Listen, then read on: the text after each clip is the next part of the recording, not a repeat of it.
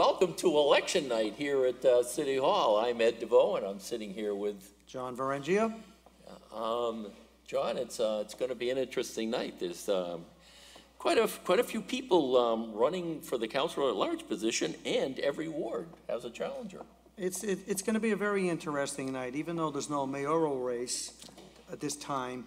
Just taking a look, we have both. Unfortunately, we have an open seat due to the loss of dear friend, former Mayor Bob Hess, council president, 12 candidates running overall, two former city councilors at large, one that was a former mayor. Yep. We have on the school committee, school committeeman Dan McGuire chose not to run for re-election, so there's an open seat, and there's several candidates running, and we have races in all the wards. I mean, to me, that's unprecedented. Yeah, it's unbelievable. Plus, for this year, we have new voting machines. So we'll see how those work out. I think they've done a lot of testing with them, so they should be in great shape and ready to go. And then we have question one, the only question on the ballot, which is the exemption for senior citizens, which we'll be voting on and getting numbers on that as well. Yeah. It's been interesting to watch, some of the interviews and the candidate statements and so forth. Of course, there were no debates this year. Nope. But thanks to Revere TV and Morris, aside from the debates, I think everybody got to see just about all the candidates. I mean, I've been watching through them, for the last week or so, and going through the interviews, and they were quite interesting for some of them to watch. It's interesting. I watched all of their candidate statements, and then I watched the interviews with Morris, and I thought the interviews brought out a bit more, sometimes it's difficult for somebody to sit in front of a camera and read a statement. When you're sitting there with somebody talking and being interviewed, a lot more comes out. So I found them to be pretty helpful to understand a little bit more about the candidates. Well, it's funny you said, first of all, Morris, he's a legend, and we both had the pleasure of being interviewed by him, and he has an incredible personality. He's extremely funny. Yes. But even with that, somehow or another, he does draw it out of someone what they're all about. Regarding via cable, and I personally, I watched all those interviews. It's great. It's easy to get. YouTube, however, via cable, and it gives you really a chance to learn about a candidate and their positions. And I think for the voters that took the time to watch those interviews, not only they could learn about the candidates, they could learn to ask questions, because virtually all the candidates, I mean, is the one thing about Revere, people take their politics very seriously. Yep. And for us that follow it, we can never get enough. And candidates were going door to door 2 and 3 times over and over again. Sooner or later, someone on the other end is going to open the door. Well, if you've watched those interviews, now you can ask certain questions. Yep. Okay, yes, the residential senior exemption is one. But there's a whole bunch of other issues going on in the city of Revere. What do you want to talk about? Well, property taxes, exactly. water, school, whatever it is. Those interviews were really, I found it really helpful, and it gave me a chance. Not only I happen to live in Ward 5, yep, but I want to know what's going on in all the other wards too, because whoever gets elected, they're going to vote on something citywide that's going to affect me too. Exactly. And it, there are common issues, I think, regardless of what ward you're in. It's interesting, you talked about, the politics being, like everybody being involved in the politics and being hot topics around. It'll be interesting to see what the vote count is tonight and how many people actually participate in this process, because that's the key. And, we always talk about, a lot of people, talk about things and get upset about things and say things about things, but do they come out and vote? So hopefully a lot of people will be backing up what they think and what they say by voting tonight. So it'll be really good to see that. And that point cannot be any more well taken. It's really kind of interesting. You mentioned about the issues. Of course, one of the things I heard over and over again was about the zoning and economic development.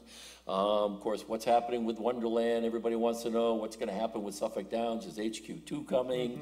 The whole thing about residential moratorium on large-scale residential units. You look around the city, everywhere you look, there's something going up, and a lot of people feel very strongly that we don't need more residential units. And you know, so it's going to be interesting to see where that goes. The opioid crisis was another one I heard over and over again from people about things that need to be done there. And a lot of what I did hear were good things about what the city is doing. People weren't necessarily complaining that the city is not doing enough. Excuse me, it was a recognition that this is a bad problem. As a matter of fact, one of the things that I learned in listening to those interviews and the conversations is the fact that Revere, I think, is number 2 in the state for either addictions or deaths from the opioid. And number 1 is Everett, next door to us. So both Everett and Revere are suffering pretty badly from that issue, and the city's trying to do everything it can. And it certainly seemed to be something that I heard over and over from people. You hear it from everybody. Yeah. Unfortunately, it's a crisis of national scale. Yeah. And people are dying. And it's something Sad. that is just, it's very sad. And what the solution is, you know, education, however you want to go. And it's something that hopefully our public officials can get a better grasp of, and working with community groups and whatever else. I mean, you try and look at the source of the problem, and you know, there's all kinds of, you know, discussions about, you know, what caused it. Was it doctors prescribing pain meds too much and so forth? And the bottom line is, though, we've got a lot of people now that are basically hooked on the drugs, and it's a little different than I think than with some of the heroin and some of the issues that we found in the past years, and that you know, there were people that were, if you will, experimenting with drugs and then got hooked on the drugs, like alcohol or whatever. The issue with opioids is that you're finding people that you would never expect to be hooked on drugs being hooked because they had painkillers from a back surgery or knee surgery or something like that, and because they were predisposed, because of these drugs that they got to kill the pain, they now are having a hard time getting out of it, getting out of that vicious circle. They can't get off of it, and where do we go with So it's slightly different than, you know, some of the drugs that, you know, we used to see and talk about back in the 70s and 80s, and, you know, with the experimentation in drugs and what that all brought. Either way, it is a sad situation. One of the other things that came out over and over again in a lot of discussions was high school, discussions about the need for a new high school, and more importantly, where to put it. You know, so there was a lot of ideas and thoughts. Wonderland was brought up again. Suffolk Downs is possible. You know, but then, you know, there's the old discussion about what you're going to do with those sites. And then, of course, there was a lot of discussion regarding doing it behind the current school. Well, one of the problems, Ed, as you know, right, we don't have much land left in Revere. I mean, we really, really don't, okay? Yeah, all right, we'll find a place, no doubt, the city will. Question is, look, how are we gonna pay for it? I mean, that's kind of a little bit of a problem right now. Yeah. How much the state's gonna reimburse us, but everything that we're hearing, it's mandated. I'm hearing somewhere around the year 2022, we better either have it there or a plan in place. And I'm hearing some really, really crazy numbers. Yeah, I've not heard any numbers, so. Well, I've heard, well, I mean, I'm giving away my age over there, but I was one of the last graduating classes of the old Revere High School, and I think they were projecting when the current high school was built, it was somewhere between 5 and 15 million. I'm hearing costs literally 20 times higher than that number. How much we get reimbursed is another whole story. But it's something that's going to have to be addressed. It's going to have to be done. How that all works out. And the other thing is we're one of the few communities that we have a growing population. And I'm hearing a lot of that. So where do we go with that too? And it's interesting, and you talked about the growing population, you know, and getting back to the whole discussion about residential units. There was an interesting article, I think, in the Globe last week. A study by MAPC, Metropolitan Area Planning Council, about the correlation between the number of residential units and the growth in schools. And what they were saying is that basically there is no relationship to that, with the exception, and in most cities what they found that there was no direct correlation between the two. However, one of the things that I thought was kind of interesting that came out of that, we've yet to experience that growth in residential units yet during the period of 2010 to 2016, I think we experienced a 20% growth in children in schools. So even before these large-scale residential units have come on, and you can debate whether it's going to bring more kids into the school systems or not, there was this influx. And I think, I think sometimes you suffer from your own success or whatever, in the sense that we have such a good school system, and we are somewhat a magnet for people coming to the city because it is such a good school system. Well, we that have lived in the town for a very, very long time, we may take for granted what other people see for the first and second time. You know, we have a beach. I mean, we kind of forget that. We're right next to Boston. We're right next to Route 1. There's a lot of, there's problems in every town, but our town, our city has a lot of great things. Our school system is terrific. The teachers are great. And that's good. It's great. On the other hand, as it attracts more people, it puts more pressure on the city budget, which only leads to, we need to find more ways to increase revenue, and it creates a whole host of other issues. And that being said, it's just, you know, the whole issue, I think, with residential, commercial, or otherwise, is going to be the impact, the traffic impact. Absolutely. Because of that density, whether more people are living here or not, more people are going to be coming in and out of the city every day. And I think there isn't a person within the city that would disagree that we definitely had some road system issues that need to be addressed. And one of the primary concerns is getting the state on board with, you know, helping us fix those problems and issues. So it's going to be interesting down the road. Oh, but there's a lot of excitement in our town. I mean, we hear and talk about Amazon. Who knows? But I mean, can we just imagine if a company, just to even that we're actually in consideration, the city of Revere, I mean, partnering up with Boston for Amazon, that's unbelievable. I mean, that really is. And let's not forget that other little gem, Wonderland over there. Something hopefully wonderful is going to happen with that.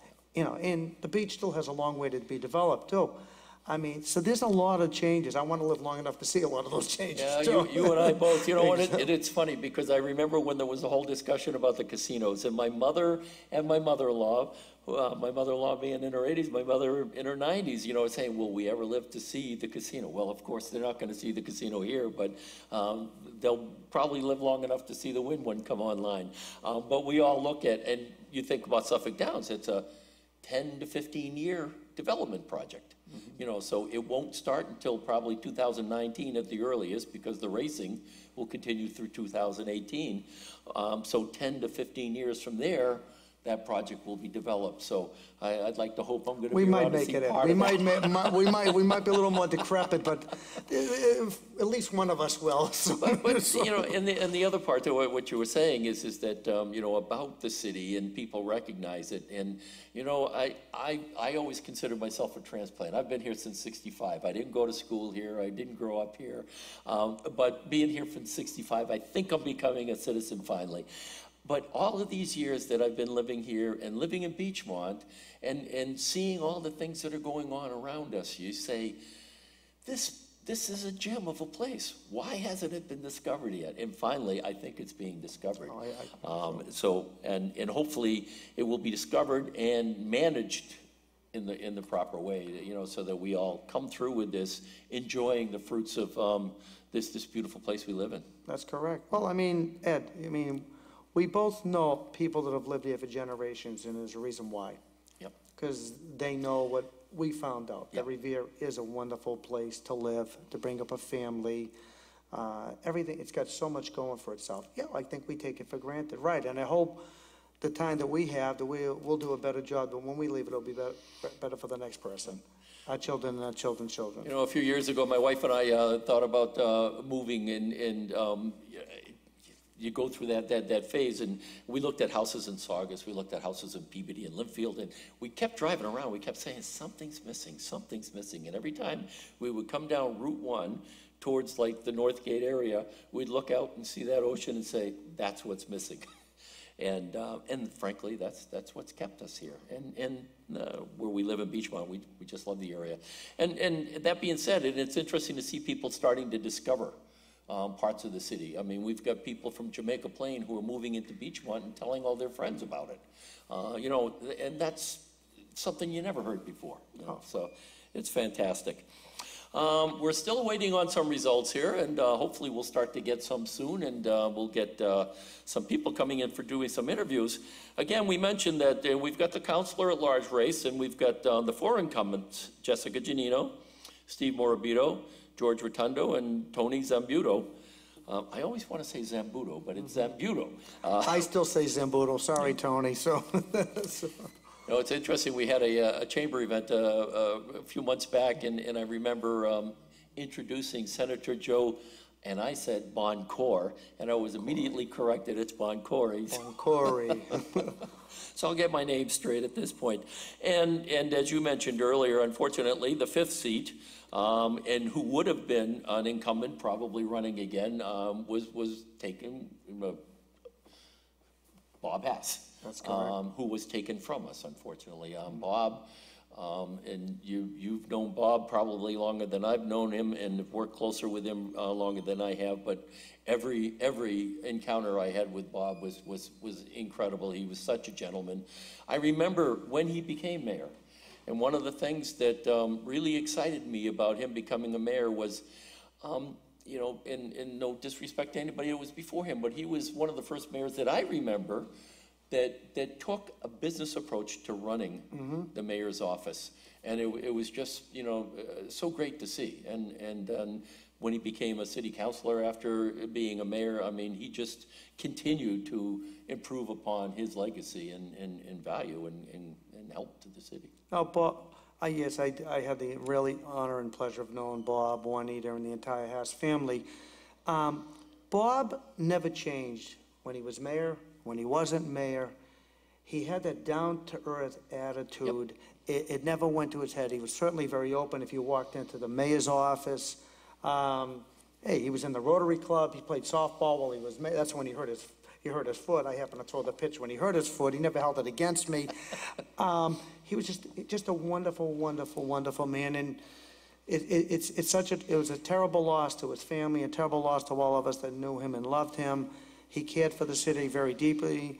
I mean, he was council president at the time of his taking, and he just really, he ate it up. I'm sure he's watching this tonight, like everybody else, excited about the election results, having very strong opinions on the issues, and yeah, we all miss him. We all do. Yeah. But we're fortunate that the city had him all these years. Wasn't long enough, but we're glad we had him for what we did. Yeah. And when we look at the challengers right now, we've got Todd Braid, who is one of the challengers, who has been in Revere for quite a while. John Correggio, ex-counselor, for a number of terms. And I think he's been out for probably 2 or 3 terms at this point, 2 probably. Nick Molason, who's been involved in a lot of city programs and working with the city for many, many years, has decided to run. Dave Ramos, who is relatively new to the city, is a Beachmont resident, and is running for the first time. So he's on the thing, on the ballot, excuse me.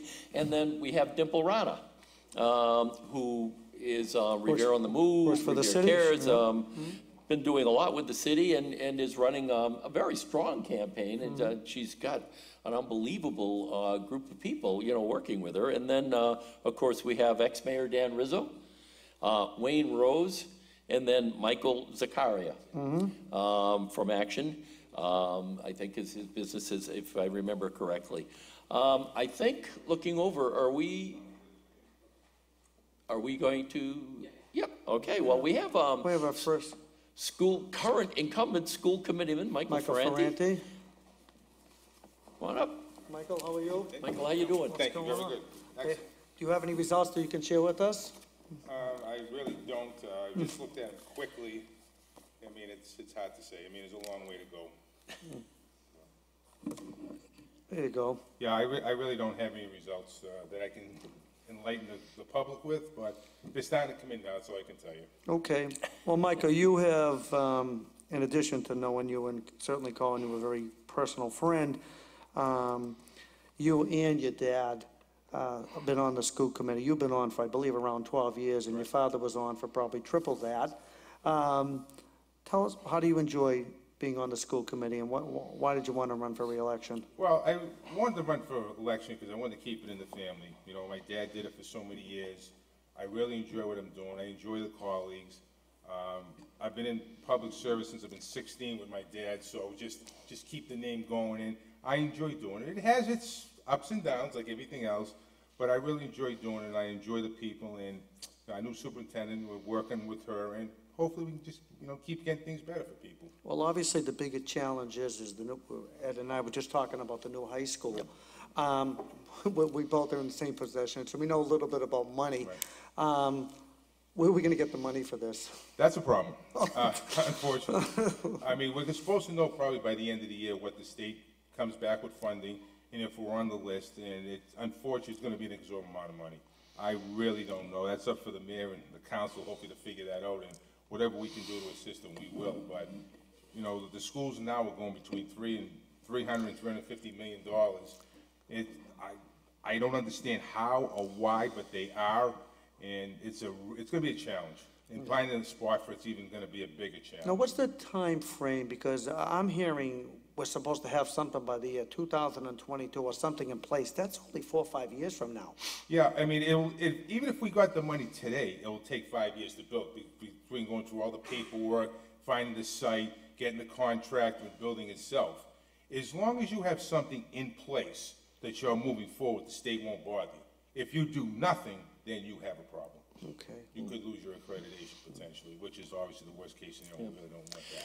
Michael, one of the other issues that I heard, in some of the interviews that were taking place leading up to the election, of course, was the current, the funding that we get from the state. And that's been somewhat depleted, if I could use that word, I think, compared to past years, and maybe some budget issues associated with that. Can you talk a little bit about that? Yeah, we really didn't do that bad with the Chapter 70 money this year. We actually got a little bit of bump up on it. And then the city's mandated to give us X amount of dollars. So we've managed to make the numbers work in our budget. And, it's with the assistance of the city, helping us out, because without their money, we can't make it work. We've had a problem with the economic disadvantage with the lunch program. It's cost us some money. But we're doing the best we can. And like the council does, you can only take the money and go so far with it. But I think we're in pretty good shape right now. Hopefully we can continue it. There's obviously no guarantees what's going to happen, but I think we're in pretty good shape right now.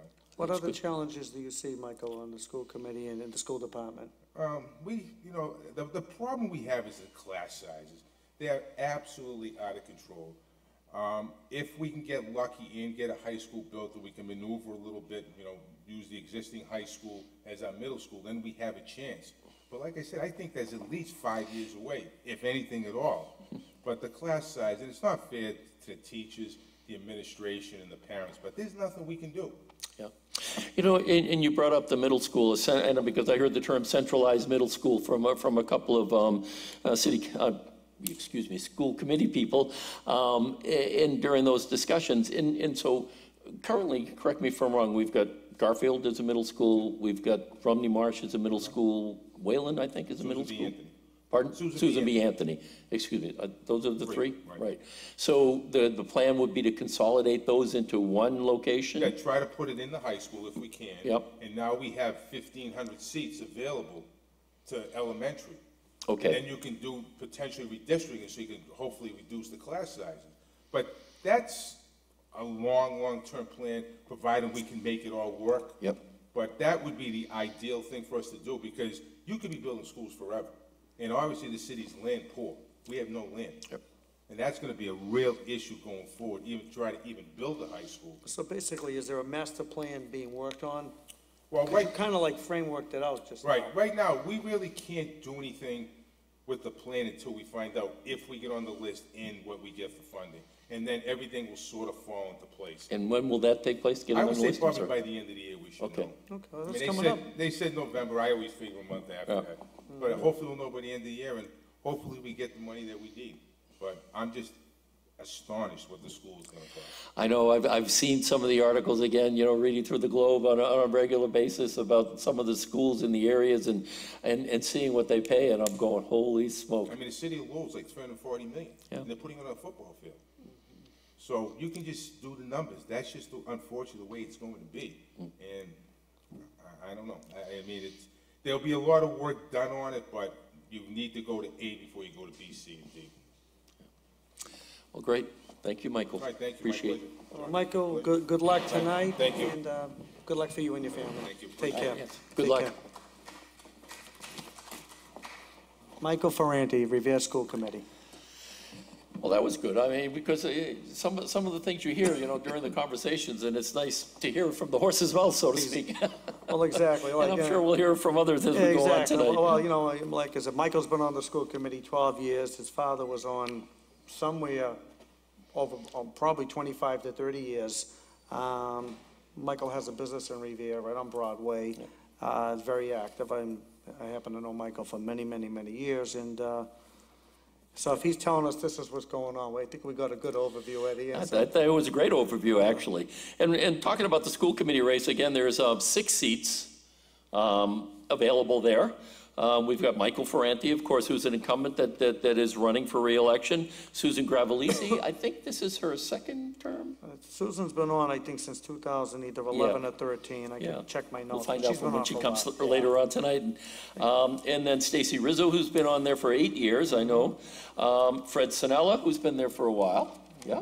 Yep. And then Carol Ty, who has a long career with the school system, 50 going all the way back to according to the interview. teaching, Yes. superintendent, and now school committee woman.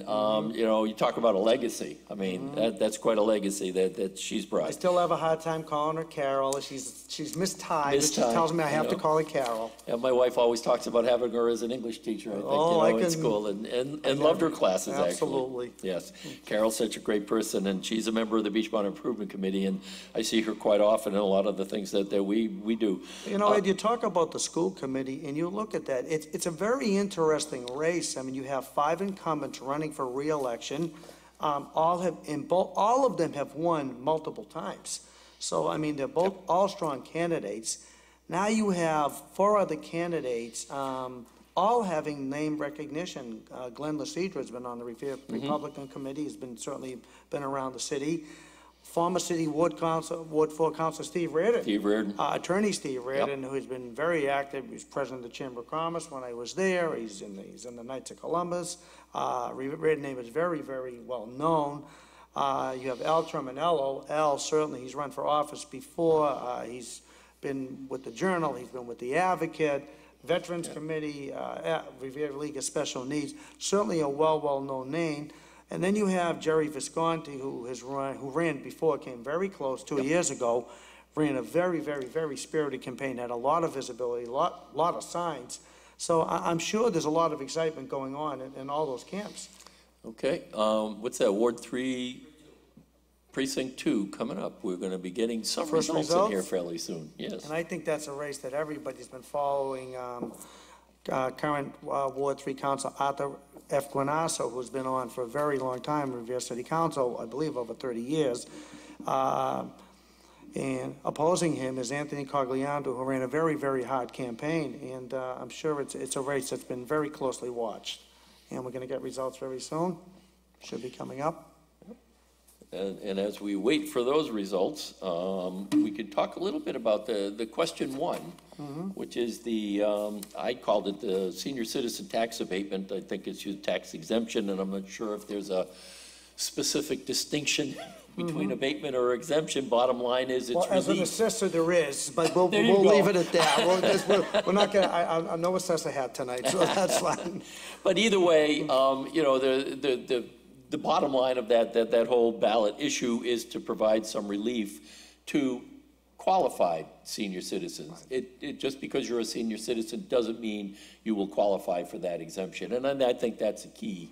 And Again, I get that question all the time Yep. in the assessor's office, and I say, unfortunately, I wish I could turn around and say you hit a certain age. It would certainly make my job and the other assessor's job a lot easier, but that's just one of the requirements. There's Yeah. the statutory I think requirements. it's income levels and so forth that play into it. You know, I guess you look at it as the first step in a direction. I think a lot of the discussion during the campaign with some of the challengers and so forth, and even some of the incumbents, was about two things about it. You know, where's the money coming from? And secondly, you know, supposedly the mayor talked about a 10% across the board tax relief for everybody, and that's not coming about. And they're saying it's one step in that direction. Right. I guess, you know, depending upon where you're at on this issue, you can say it's good or bad. If I'm a senior citizen and I qualify, I'm happy. Right, there are some statutory exemptions that are already in place, which are offered. We Yep. currently recognize the 41C and 17D, and while there's exemptions for blindness, there's exemption for veterans with service-related injuries at 10% more. So there are some things already available, and this is another step that the city of Revere is looking at. There is one town in the city, in the state that has it, Ashland, that I believe is, and this is something that a lot of people feel very strongly on. Yeah.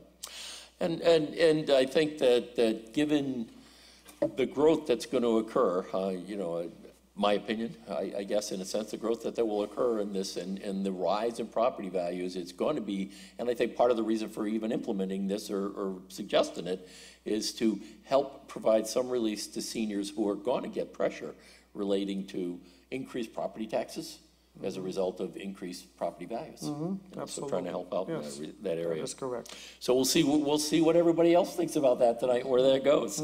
Yeah.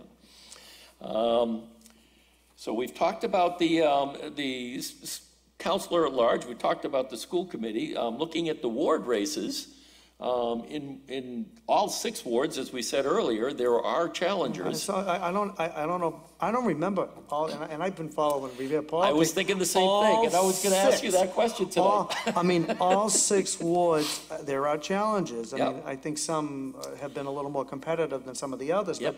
but I don't ever remember all 6 being challenged like this. Well, and I'm glad you particularly brought in a that up. non-mayoral year. Yeah. You know, which is Yeah. just really, I think, surprising. But that's good. We talk about people, you said in the beginning, voting. Well, if people don't vote, that's making a statement. If people don't run, then you can't complain.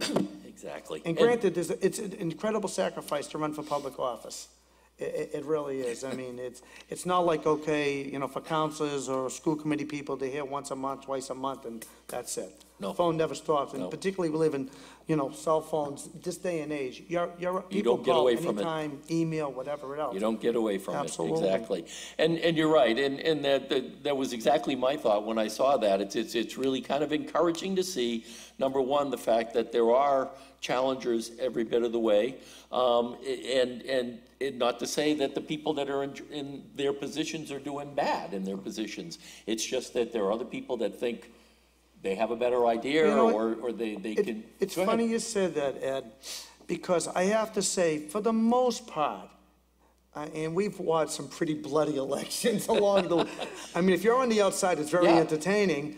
But for the most part, I thought these the competitive campaigns were done very, very professionally. Oh, yes, you're right.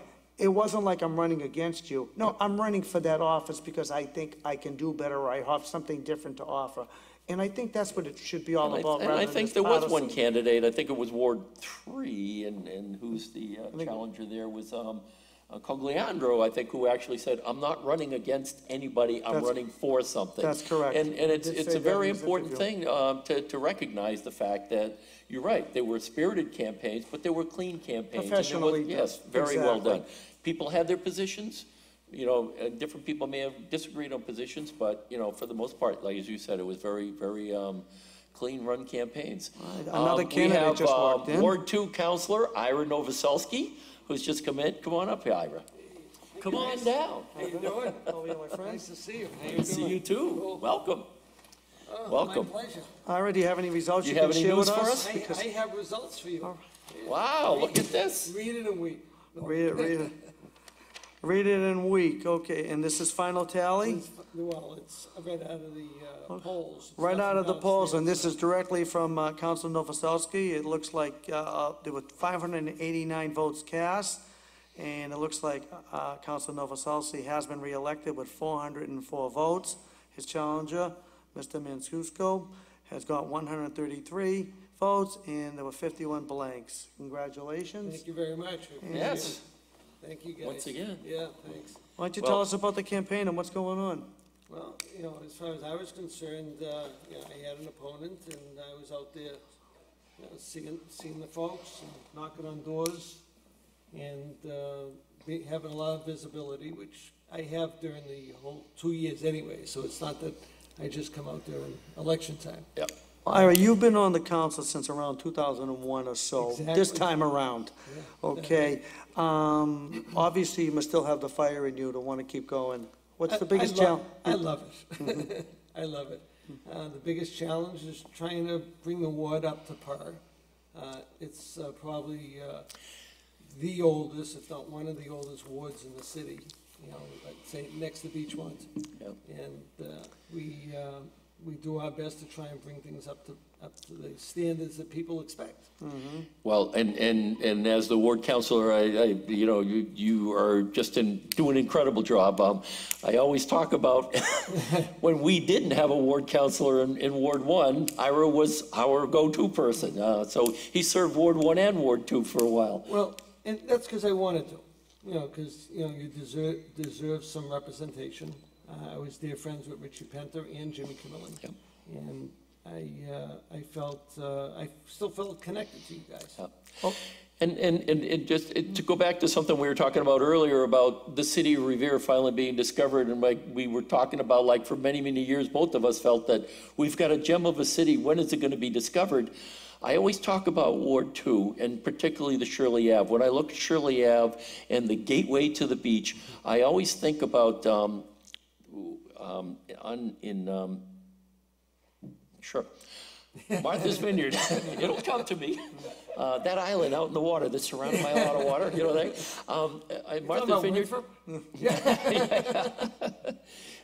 There's the little town in Martha's Vineyard where the ferry goes to, and that name is escaping me right now. Oak Bluffs, thank you. Okay. And you come off the ferry, and you've got that street there with all the stores and everything else. And I always look at Shirley Ave, and I'm saying, this could be Shirley Ave. Right down by Circuit Avenue, Bluffs. No, it's true. It's funny because everybody talks about how Revere Beach is a gem. And now Revere is starting to become a gem. But Shirley Ave has been a target ever since the transit-oriented development on Ocean Ave started. And now they are trying to beef up Shirley Ave with the Ocean Ave project and everything going on in Wonderland, and Suffolk Downs, everything happening at Suffolk Downs, the Shaw's site, Ward 2. Yep. And I've always said that Shirley Ave is like the top of a volcano ready to erupt. And there's so much happening down there with Mass Works grants coming in, have been in, more coming in, and there's so much prepared to be done and to get done down there. So, and the people have seen it. The people have seen it. Well, Ira, you're obviously very visible. It's very easy to spot Ira Novoselsky. Just go down to Bagel Bin every morning and you'll see Ira there for sure. That's one my of office. That's his office down there. But Ed and I were talking about that even though you may have your own particular ward counselor, it's great that the other ward councilors need to know what's going on in the city, because you're making a vote. I live in Ward 5, but you're going to make a vote that's going to affect my ward. Yes, you do. You were certainly helping out when unfortunately, when Richard passed away a year or so ago. And it's great that ward councilors recognize the fact that even though, yes, their particular ward might be a little more focused, that's true, but you're still representing the whole city in many ways, because the votes come up. It's not just for your ward. It's for everybody. That's correct. And it's amazing the number of people and the different people that come down to the Bagel Bin, which we just said was my office. But, you got Arthur Guinasso coming down there, Tony Zambuto coming down there. And it's just amazing. See, he says Sambudo. Yeah, Bobby Hass was Yeah, always Bobby there. Hass, That's you know, right. I mean, and it's just amazing. it is a very entertaining place, because half the time you'll have people on one side of the political, and so it could be really get entertaining for a while. Well, they say that, coming up here and sitting at these desks is nothing. All the decisions are made at the Bagel Bin. But, it's really interesting and, Well, your ward's got a lot of exciting things going. Yes, certainly there are a lot of challenges, but it's poised for an explosion. You're absolutely correct. There's a lot of great things that are going to happen over the next few years, and you certainly want to be part of it and help see it and with the through. mitigation money coming in from all these different projects, the city doesn't have to put money out for these things, and, even, I've been talking to John Powers about Butler Circle, and he was extraordinary in getting that done, and that circle goes through both wards. Yeah, but, he took the lead on it, and he was great on it, and I appreciate that, and I thank him for that. And I think it's something that we want to continue, and once we get an idea of what's happening at Wonderland, we'll know things, but we need that commercial tax base to come in. And just quickly, the question one. Yes. Down in my ward, it was overwhelming. Okay, it looks yes. like excuse me if I can Yes, kind of, go it looks ahead. like we've got our first results Okay. coming in on the board. And this is from Ward 3, Precinct 2, This is the lad race. and we're looking at Jessica Janino is leading the ballot, followed by Stephen Morabito, George Rotundo. Let's see, we've got 208 for Jessica, Stephen like Morabito is 167. Looks like 121 for George Rotundo, 100. Is that right for Tony Zambuto? Tony Zamboto has 190. 190, oh, okay, so they're not in numerical order. Okay, Todd- I figured it was like, Todd Braid has 15, John Correggio has 86, Nicholas Malaysian has 24, Dimple J. Rana has 34, no, 111. 111, okay. Former Mayor Dan Rizzo has 201, which would put him in second place. Right. Wayne Rose has 91, and Michael Zachariah has 83. Well, that's interesting. That shows that once again, Jessica Janino is certainly looking like she's showing to be very strong as she's had the last two times. Just reading, it's only one precinct right now, but it certainly looks like Dan Rizzo has done very well in that first round. And in Ward 3, Arthur Gunasso. 206. Precinct 2, only one precinct in, 206 to 159 for Anthony Cogliandro. so that race was looked to be very competitive, and so far it looks like it has been very competitive. Yeah. So those are early results, but that is an It's indication. kind of interesting. So looking at the council at large, it looks like all the incumbents at this point. Okay, we just got on the board. It looks like the school committee just flashed. If we could get that Oh, back. there we go, school committee. All right. Okay, here we have. Let's see if we can put this down and I can do it the right way. Let's see. It looks like Carol Ty has 201 votes. Micah Ferranti, 179. Stacy Rizzo. Stacy Rizzo, 178. 178. Susan Gravalesi, 163. Fred Sinello, 158. Glenn So that- Lacidra, 52. Stephen Ridden, 114. Al Terminello, 124. And Jerry Visconti, 138. So the basis of that, it looks like to be a pretty competitive race. So I'm sure there's a lot of very anxious candidates right now. And speaking to one that's sitting, a successful candidate, it's got to be very nerve-wracking at this point. It is, and I've been through that process back in 1995 and 97. I ran at large. In the first, in 95, I lost by 65 votes. In 97, I lost by 73 votes, so it's... Okay, on the ballot question, should Revere adopt a 10% tax exemption for qualifying senior citizens who own and occupy their own home? And right now, it's a resounding yes. 253 has said yes, 83 has said no. So that's a 3-to-1 And that's margin. indicative of what's going on down in Ward 2. And just before you go, because we have a couple more people to come up, I wanted to ask you, given the 589 votes, how does that compare to past elections? Well, We're- the last two elections, we had 729, 734, but realized that one of those was a mayorally Understood. election. Yep. Yeah, we were talking earlier about, how, people have their ideas, their thoughts, and very invested in the politics, and we're saying, well, it'll be interesting to see how many of those people come out. Yeah, there's a few less than I expected, Yeah. tonight than I would have expected, that extra 100, but whether the cold did it and then the rain came later, tonight, so who Yep. knows? But anyways, we'll look at the bottom line. Well, Counselor, Thank you, guys. congratulations. We have Appreciate it other very much. candidates here. I look forward to the next 2 years. Okay, that Thanks. sounds, okay, we have two more candidates that are here. Who would like to Yep. go first? Counselor John Powers, Ward 5 Counselor.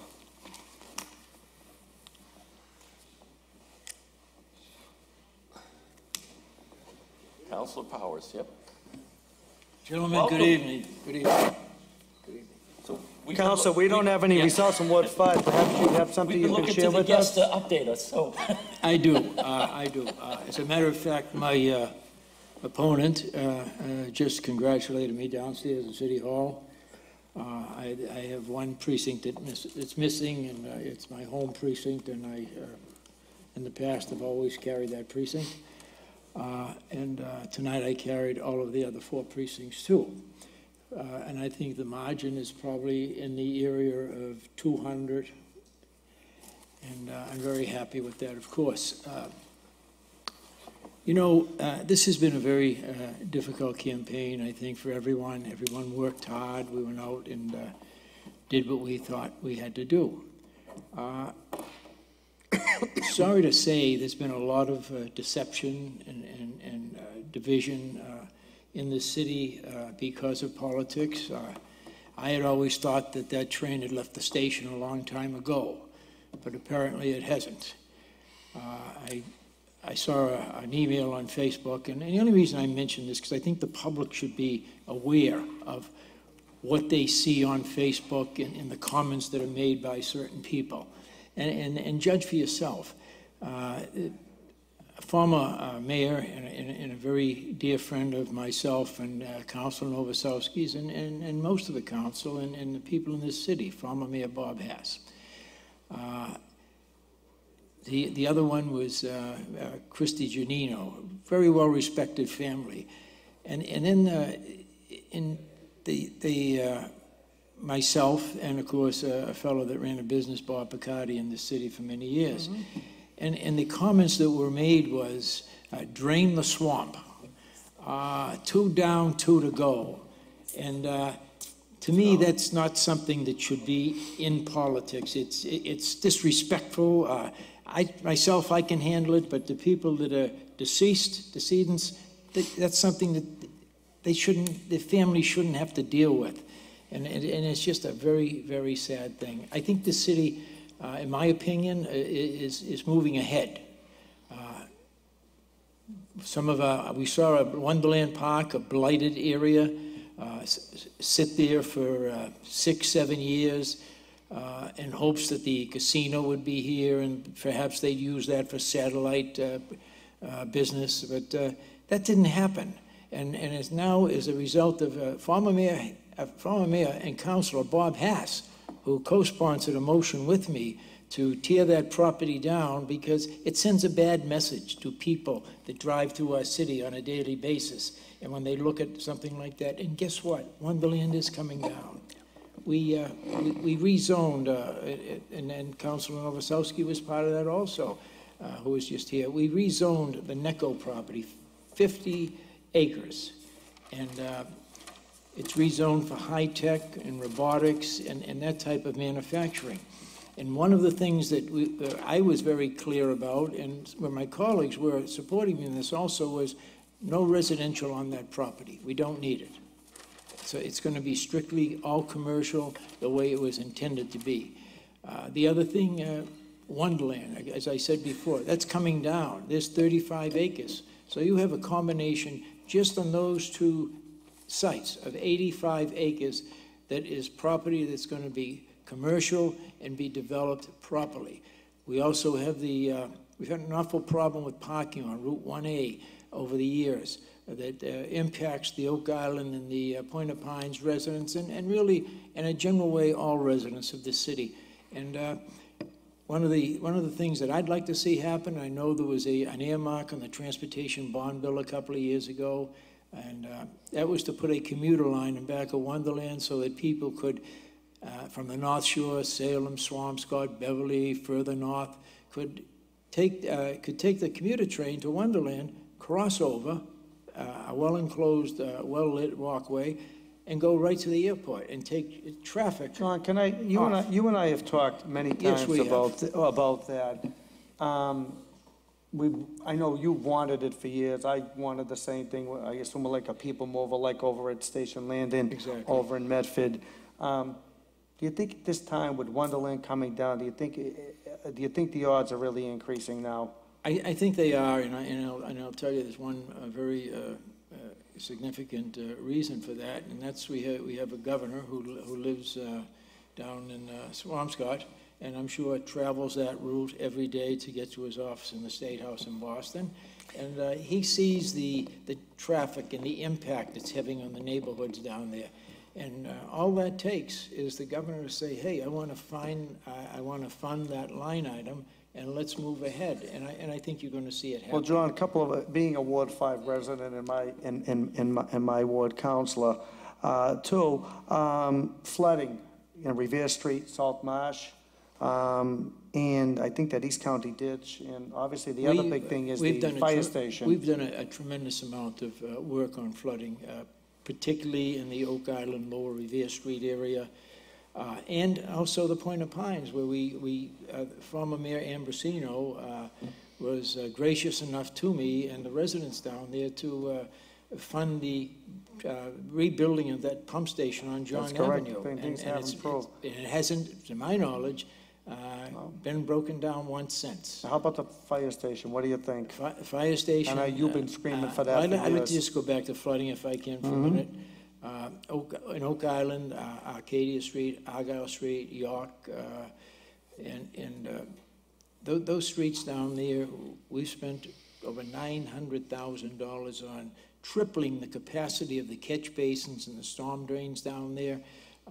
That water would normally sit in the yards down there. And there are a couple of spots we still have to correct, but by and far, the area down there has had a great contribution with regard to flooding down there. We're running out of time, John. Tell me how you feel tonight. You've been on the council 17 years. A lot of great things going on with the city. I feel like the Boston Celtics will feel when they win their next game, 10-0.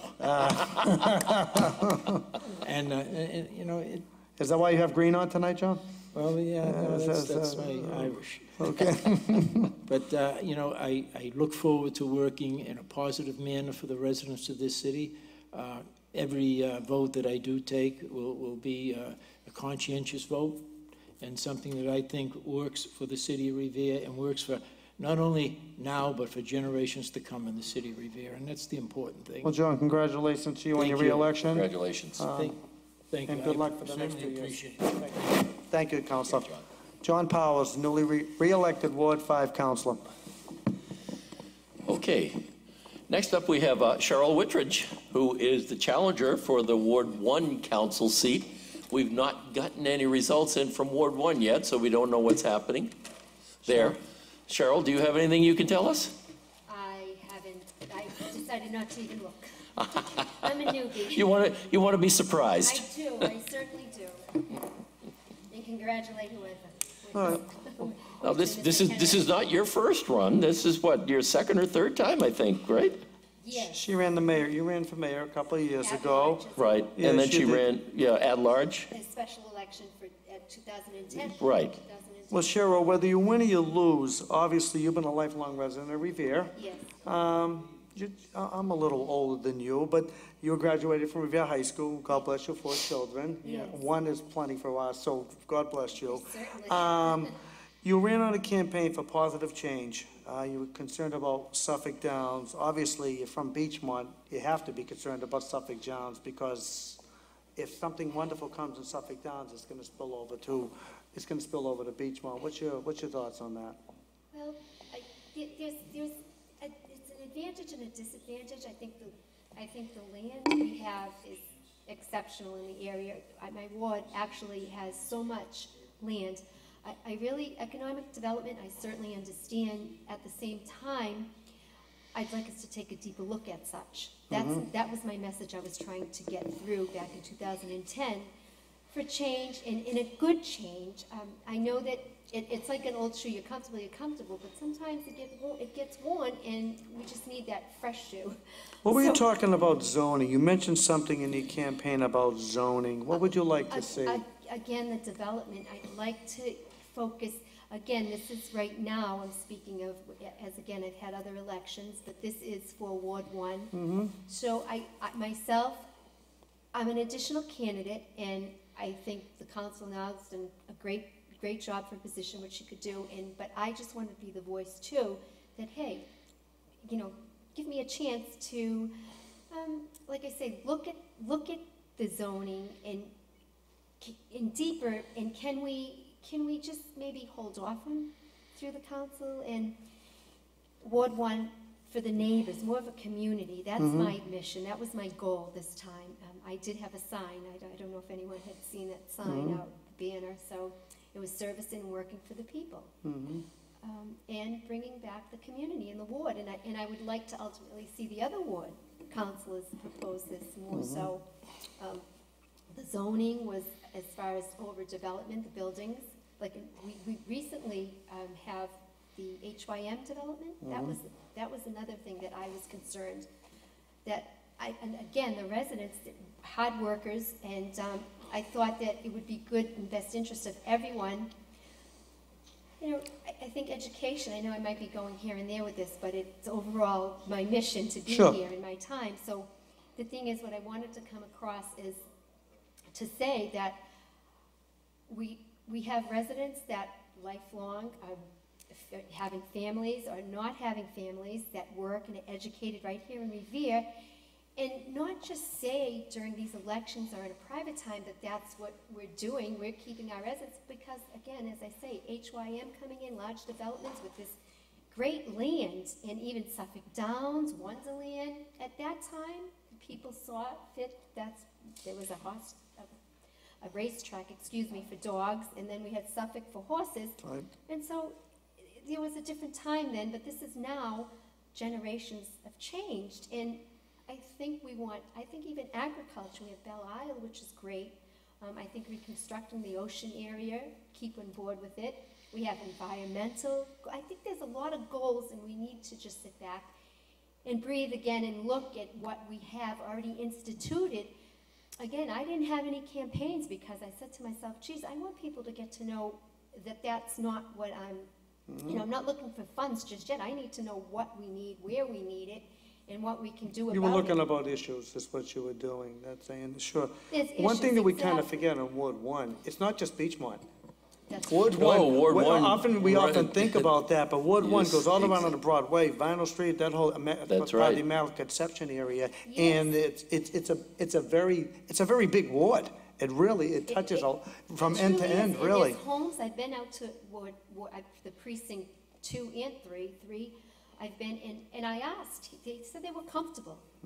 And again, when you say zoning, I'd like to have, people again, we also, let me say this, we have a lot of multicultural businesses. I think, again, this is something, if someone, whoever comes in different wards, that they need to look at this. I really don't want to say too much without, that's something for the council to debate with and hash over, but I think the multicultural, we're fine there. Let's leave that. We don't want to overpopulate either, and economical development.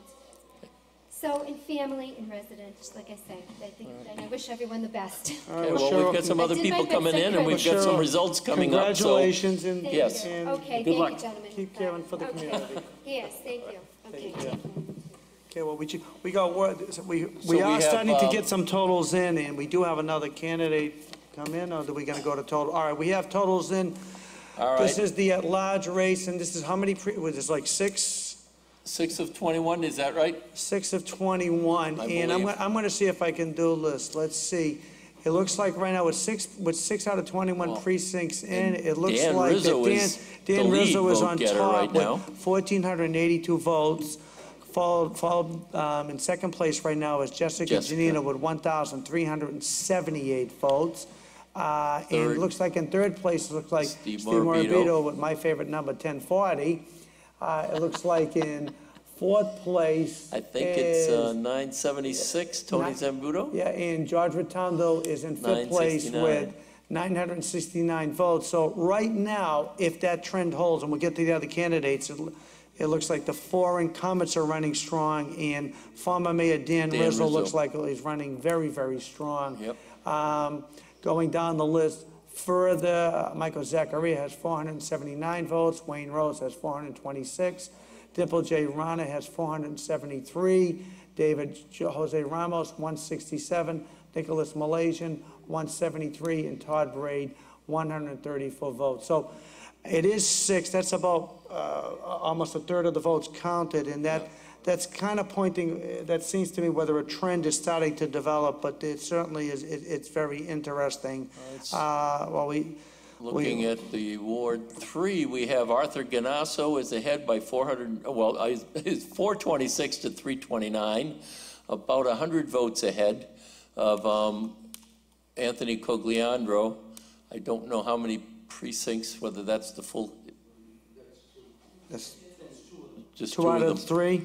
2 out of the 3, so we're still waiting for the final one to come in there. Okay. Ward 4, I'm sorry, go I'm ahead. sorry, no, go ahead. You go ahead. Yeah, go.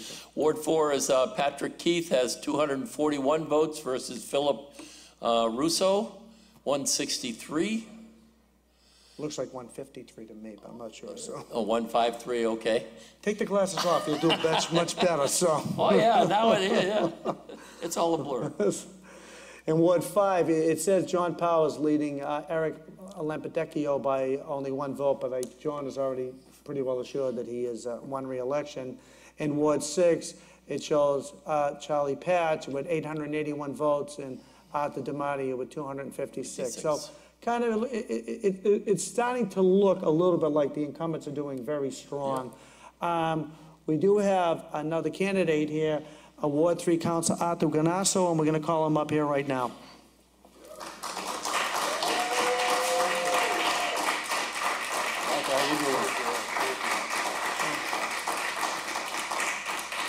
And I brought 3 beautiful people with me. Well, Councilor, maybe you can share us. Maybe you know a little more than what we do. You seem to be smiling. Well, so maybe... I do have some information. We won the St. Anthony's Church 3-3. We won it big. And that's my home territory. It's always been very generous to me.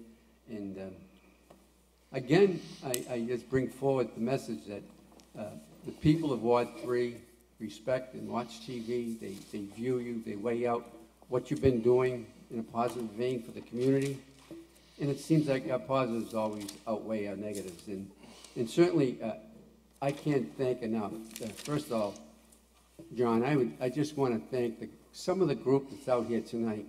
We're so dedicated and hard working every day. We had so many efforts going on in different directions, and we all just seemed to team together so well. We all had a common goal in mind. They wanted my re-election, and it showed. And it showed how hard and dedicated they were to the effort of re-electing me and convincing the neighbors of Ward 3 that we are the candidate for them.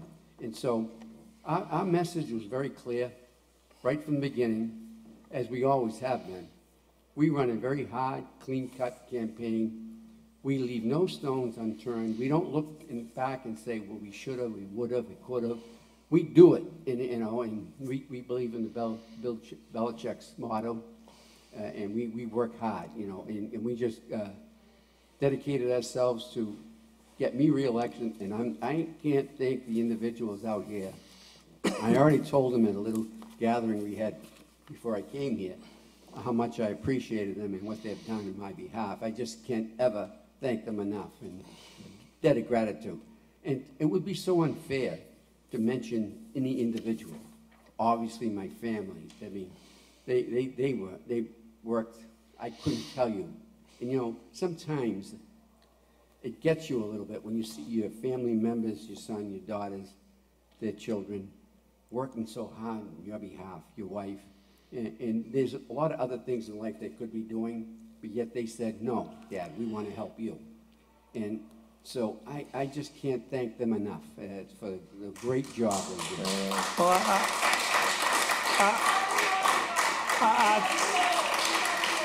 Love you too. Arthur, it's a tribute to you. It's a tribute to your family. You have your entire family here. Just them voting alone would give you a good head start. But I believe that there's 3 people behind you. I think they There's deserve three- an introduction, Three don't you? beautiful people behind me, led by the eldest son, Dominic, and then Jimmy, and then Ariana. Oh, you little precious And Ariana. I'll tell you, their parents had to set aside some of their personal life and matters just to help their grandpa. They call me Papa. So they helped me in a way that, and then my family joined in with our extended family that's all right behind them, and I can't thank them enough for the efforts that they put forward each and every day in dedication to a common goal. And again, my heart goes out to each and every one of them because, and the unfortunate part about this whole evening, every time you have happiness, there's a little sadness. In our celebration, my wife fell down, and going into the Sons of Italy where we have a little get-together, and she really hurt her hand pretty bad. I'm sorry So to it's hear a that. possibility it could be fractured. So we will tend to that, and she's stubborn. She said, "You go up there, you join in with your kids and your family members, and celebrate tonight.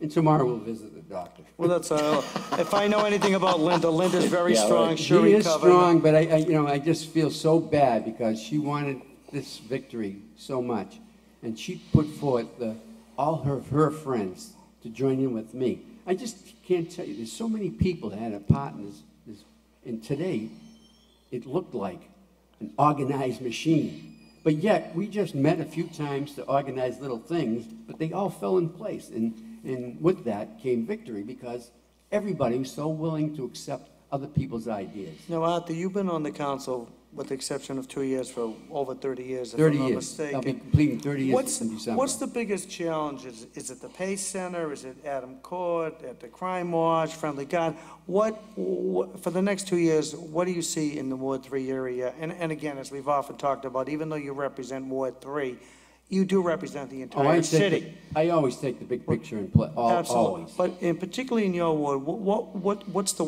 couple of goals you really have in mind? Well, I'm so happy that you mentioned the Pace Center because that's going to come on board next year, and they're doing the work as we speak. And we're going to have the groundbreaking on Thursday, and that's a big event, for seniors, citizens over 55 years of age. And it's going to have a doctor in-house, it's going to have a nurse in-house, it's going to have adult care, physical therapy. You know what I don't like between Ed and you? Every time you say seniors, you're looking at me, and I'm feeling real self-conscious these John, days. I gotta be honest with you. I don't know, I'm getting a little, it's getting... Your age that I know you are, you look pretty good. You know, there's my wife there, she looks better than me. Look Alberta, at her, she's you did beautiful. you did a great job I'll with say that. that. But, you know, And it's because of her. I think there's a challenge out there. Is there always? We have to grow our community. We have to grow it in a fashion that we keep taxes down.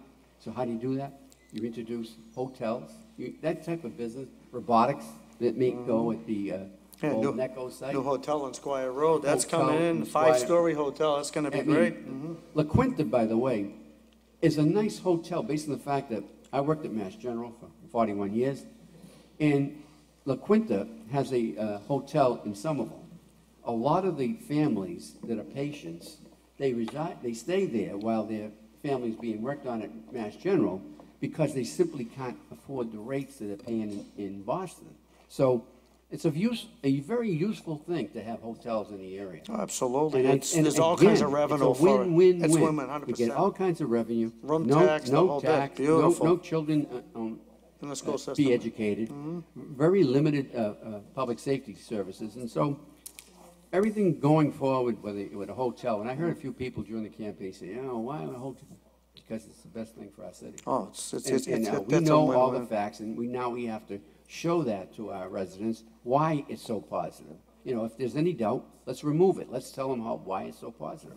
And I think that's a very easy challenge, because I can do that. Okay, well, congratulations on a very hard-fought re-election victory. Congratulations to you and your family. I look Best at to them. Linda, tell Linda to get well soon. Thank you so much. Thank you so much. And again, Ward 3, I absolutely love you. Good luck for the next 2 years. Councilor Arthur Ganassa. I love you, Arthur. Congratulations. Thank you, Joanne. Thank you, Art, very much. Thank you. Okay. We have Ward 3 cheerleader Joanne McKenna here. No, Ward 3 cheerleader, Ward 1 counselor. Well, welcome, Joanne. Thank you very much. And I was just asking you off mic if you had any results from Ward 1 at this point. I don't have any results. Yeah. We had a 0-0 screen on, we were at Domeno's celebrating and So you're with my celebrating committee. already, so. No, I was with my committee, helping, trying to give them, Yeah. a good dinner, and because they've worked very hard for what they've done for me in the last couple of months, so we were down there, but it was a 0-0 screen, so. Yeah. Well, as we've talked earlier, I mean, it's no small task being a counselor, and it's even a larger task being, I think, a ward counselor. Yes. And not to take away from what counselors at large have to do and what they do, but I think as a Ward 1 counselor, you're probably more in the trenches, so to speak. Definitely. Somebody will probably correct me later on with No, that no, statement. that is but, the truth. I mean, I get about 15 to 20 calls a day with problems between potholes, sewers, whatever, trees, whatever. So I do think that, yes, ward councilors, I hate to say this to my fellow colleagues, but I do think ward councilors work harder than councilors at large. Sorry, but that's the truth. I think it's the nature of the beast in that people, the ward council is the first one they turn to for the most part, unless they've got a Definitely. connection, Well, direct connection. Ed, I but, think there is certainly more accountability, and I think the at-large counselors, when they get a call for something, the first thing that they almost always do is they call the ward The ward counselor. counselor. Definitely. Which I think is. And I have to say, my colleagues are very respectful to me, and, they'll get a call, and they won't return the call, they'll give it to me. So it's very respectful the way they do it. So I have to give my my counselors at large, hip hip hooray, because they do give me the call, and then I take care of it. So it looks good for me. Joanne, So- you've been on the council a little more than 2 years, I believe. We go back an awful long way. Yes, we do. And we're still standing. Yes, we do. What's the best thing you like about being a counselor, and what's the worst? Okay, so in the beginning, I got baptized with fire because of the Shaw site. And people didn't understand my vote and where I was coming from. The Shaw site came to me and said that they were withdrawing without prejudice, and I voted for them to come back with a new plan, and people didn't understand that. So I had to reiterate my whole concerns on the newspaper and on Facebook and everything, that I was not voting for the Shaw site, but I wanted them to come back because I was trying to send a message to the developers saying, yes, you can come into Revere, and we're going to work with you, and we want the development, and we want to work with you. So I didn't want to send that negative message and say, no, you can't work with us for 2 years, you can't do anything. So that's why I voted yes for that development to come back and redevelop their plan. So, and that was hard for me because people didn't understand that, and they thought I was voting for it. So that was really hard for me. I think the best thing being a counselor is making a difference and helping the small people, the people that really need the help, not the big, gigantic development, but people, like I had an incident where we had an autistic kid. They wouldn't let him use the pool, and because he was autistic, and I fought for that, and so he uses the pool now in the Garfield School. I had a person that had a elevator. She had a severely handicapped person. Her elevator was broken for 1 year, and I fought to get that fixed. So it's the small stuff that makes a difference for me, and it's so rewarding. So it's not the big stuff, it's not the development, it's just helping people every day. And talking about helping people every day, and as I was watching the campaign interviews, two issues that you spoke to that I think at the time you said, well, we tried, but we didn't get to where we wanted to. One was the toll reductions or the exemptions or whatever the word you want to use for people from Revere to get lesser tolls. And secondly was the 119 bus. Now, even though you mentioned both of those were, for lack of a better word, failures in a sense. Yes. Did I not hear that the 119 bus was recently Approved? Approved. Yes. Thank you. So in kudos. March, thank you very much. So no, the tolls didn't happen. We got rejected by the Mass Transportation Center to lower the tolls for Revere residents, but I did get approved for the 119 bus in March. It will happen in March, and it will go from Beachmont Station to Target and Stop and Shop, and it will, it will stop the pedestrians from walking in inclement weather, winter, summer, fall, spring, and they'll have a bus stop that will go right into Stop and Shop and Target. And I thank the HYM developers because they're the ones that made it happen. This is my pet peeve since I started as a counselor, and it's finally happening, and kudos to HYM for letting it happen. Thank you. Sometimes you need that big fullback to Yes, get you over the goal line. definitely. And I know, going back to how hard you've worked on it, I know that's been an issue for you for a long It's been time. since I started as a counselor. All Excuse me, right. we have some more. We've got some results coming We in here. have some Go ahead. more results, and it goes by, and this is with 12 precincts in out of 21. It looks like currently former Mayor Dan Rizzo is sitting on top with 2,249 votes. In second place, it looks like Jessica Giannino at 2,110 votes. In third place, Councilor at Large Steve Morabito. In fourth place, Councilor at Large George Rotundo. And in fifth place, Councilor at Large Anthony Zambuto. So right now, it looks like that the four incumbents are looking very strong, and former Mayor Dan Rizzo looks to be very strong. Rounding out the rest of the field, Todd Braid has 249 votes, former Councilor John Correggio 790, Nicholas Malaysian has 278, David Jose Ramos 352, Dimple J. Rana has 808 votes, Wayne Rose 693, and Michael Zachariah 773. That's the at-large race. Okay, Ward Councilor, we still have nothing for Ward 1 yet. Still waiting on those results. Ward 2, we have 404. Ward 2 is final, so that's 404 to 133. Wow. So Ira has been successfully reelected. By close to 300 votes. Ward 3 was Arthur Ganasso at 684 to 475 for Anthony Cogliandro. Ward 4, Patrick Keith is still 241 to 153 for Joseph Russo. John Powers in Ward 5 is 313 to 284 for Eric Lampadecchio. We don't know how many precincts that Right, is we don't know now. how many, right, exactly, and we know from talking with John Powers that I think there's probably another precinct we haven't heard from that might boost those numbers. It looks closer than we think it is.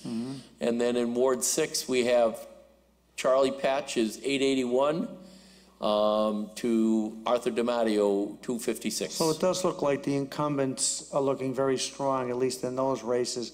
On the school committee, it looks like Carol Ty, once again, is holding down the top spot at 1,921 votes. In second place, Michael Ferranti, 1,761. In third place, tied for third, is Susan Gravalesi and Stacy Rizzo. In fifth place, Fred Sinella is in fifth place. And in sixth place, it looks like Jerry Visconti, who's trying to get a seat. Al Terminello is not too far behind at 1233. Steve Reardon is 1226, and Glenn Cedar at 509. So if these results hold, it looks like that the incumbents are once again going to be very strong, and Jerry Visconti, who finished 7th the last time and ran very spiritually raised, he's got a good shot. On the ballot question, it looks like right now it's a 3-to-1 in favor 3-to-1, of yeah. yes for the senior exemption, 2476 to 765. So the election seems to be shaking up so far. And how many precincts was that? That was 12. 12 out of 21. With the exception of Ward 1, we don't know. You'll find out. We don't know what Ward 1 is. Time will tell. Yes. So what do you see as your challenges going forward for Ward 1 and the city as a whole?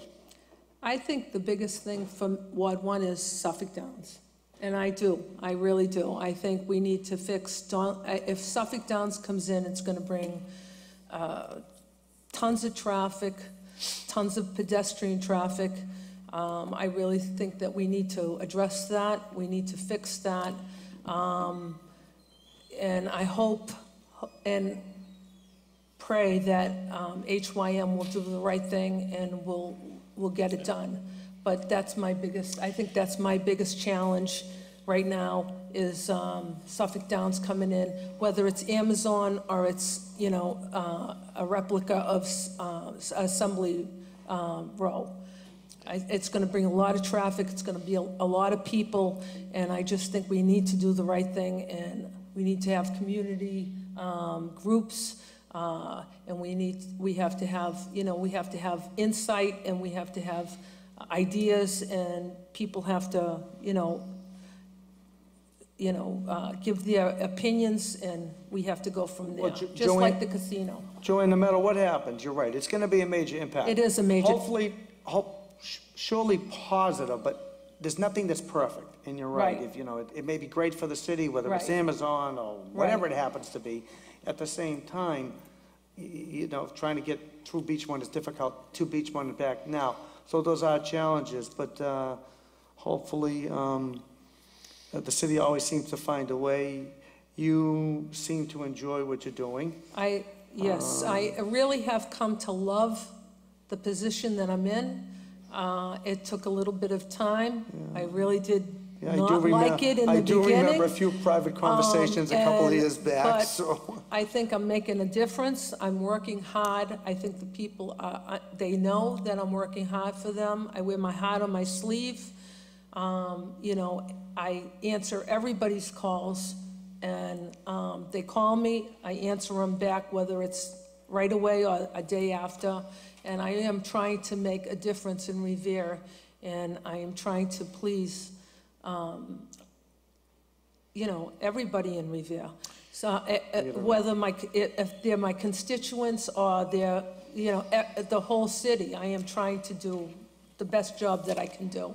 And I know we have one other candidate waiting, but I do have one other question because it was brought up earlier. Of course, most people, when you think about Ward 1, and many of us who live there think Beachmont, but Ward 1 is another part of the city. Can you talk a little bit about that area and some of the issues that you see there and the things that, for those people that you're doing as well?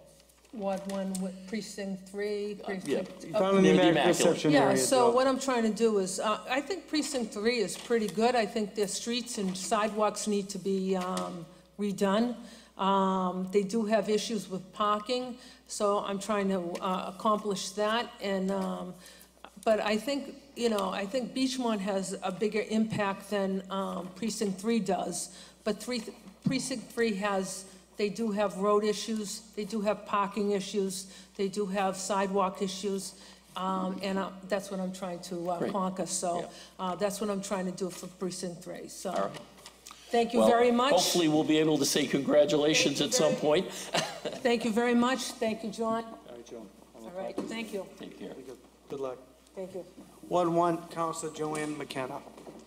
With us now, we have the Council Acting President, Ward 4 Councilor Patrick Keefe. Hey, Council, how are you? Patrick? Thank could we say congratulations at this point? I think it's safe to say, yes, thank you. Okay, maybe you can share with us full results. We have partial results showing you ahead. Maybe you can give us a little more insight as to what's going on, Council? I had poll checkers at all 3 locations, and it was a very decisive victory, correct. Okay, well, congratulations. Congratulations. Thank you. All right, so Council, this is your second term on the council. You kind of, due to the horrific loss of Council President Bob Hass, you got a really baptism by fire, maybe a little quicker than you might have thought under the worst circumstances of all. You've been very involved with the community long before your run for public office. What do you see as to what's going on? You get a lot, and your Ward 4 has an awful lot of challenges. You get Hill Park, the old Hill Park, that If I can bring up potholes, just everything. a few things first, and thank you for having me on. First off, I always want to thank my opponent, and I want to congratulate all the candidates that worked hard tonight. It's not a one night, let's get out of bed and do this. All the candidates, the winners and the losers, all the people that were not successful, worked tremendously hard. So I thank my opponent for keeping me out there because, when you don't, I think when you don't have an opponent, and that hasn't happened to me yet, you can get a little stale. And I was able to go out and continue to hit the ward as much as I normally do, and continue to meet residents and new residents. So I appreciate my opponent's time that he put in and the family that he had out there, and and I thank him for doing a good job and running. You know what? We had a clean campaign, and that's all I really care about because. We look at the city and we look at forget about just the city, look at the country, look at the world, what's happening. Why are we going to battle neighbor against neighbor when there's so many bigger issues out there in the world? Why would we fight with the person that lives 2-3 streets over from me? You know, and it's interesting you say that, and one of and it has been a very well run campaign, if you will, all around, I think. And it was very encouraging to see that every ward had a challenger. That's a fantastic thing, like you said, because it keeps you fresh, it makes you work for it, it brings up new ideas, and it brings new people to the fore as well. So it was really encouraging to see the number of people who came out. Secondly, to your point about, we're all in this together. I'm reading the George Washington's farewell address to the nation. And one of the things that he spoke to about was unity and how not being unified is going to bring us down faster than anything else. And it's incredible. I agree 100%. And so that's just, I've always been that way. My friends telling me this, you get along with everybody. You can go and you can have a good conversation with just about anybody. And I'd much rather be able to walk away from any conversation, whether it's work, whether it's city council business, whether it's just life or coaching or whatever it may be. And walk away with someone that we both have a mutual respect for each other rather than putting my head down and talking behind someone's back. So that's just the way I've always been, and that's the way I'd like to continue to be. And I like seeing that in the city politics and city government, but because it's just, I say no matter how far can you be from one end of the ward to the other, you can't be. And I'm going to drive by my opponent over the next few years 1,000 times even more that I'll actually know who he is. So I congratulate him for Council, trying. one of the things as part of your administration, you believe in quarterly community meetings. Correct.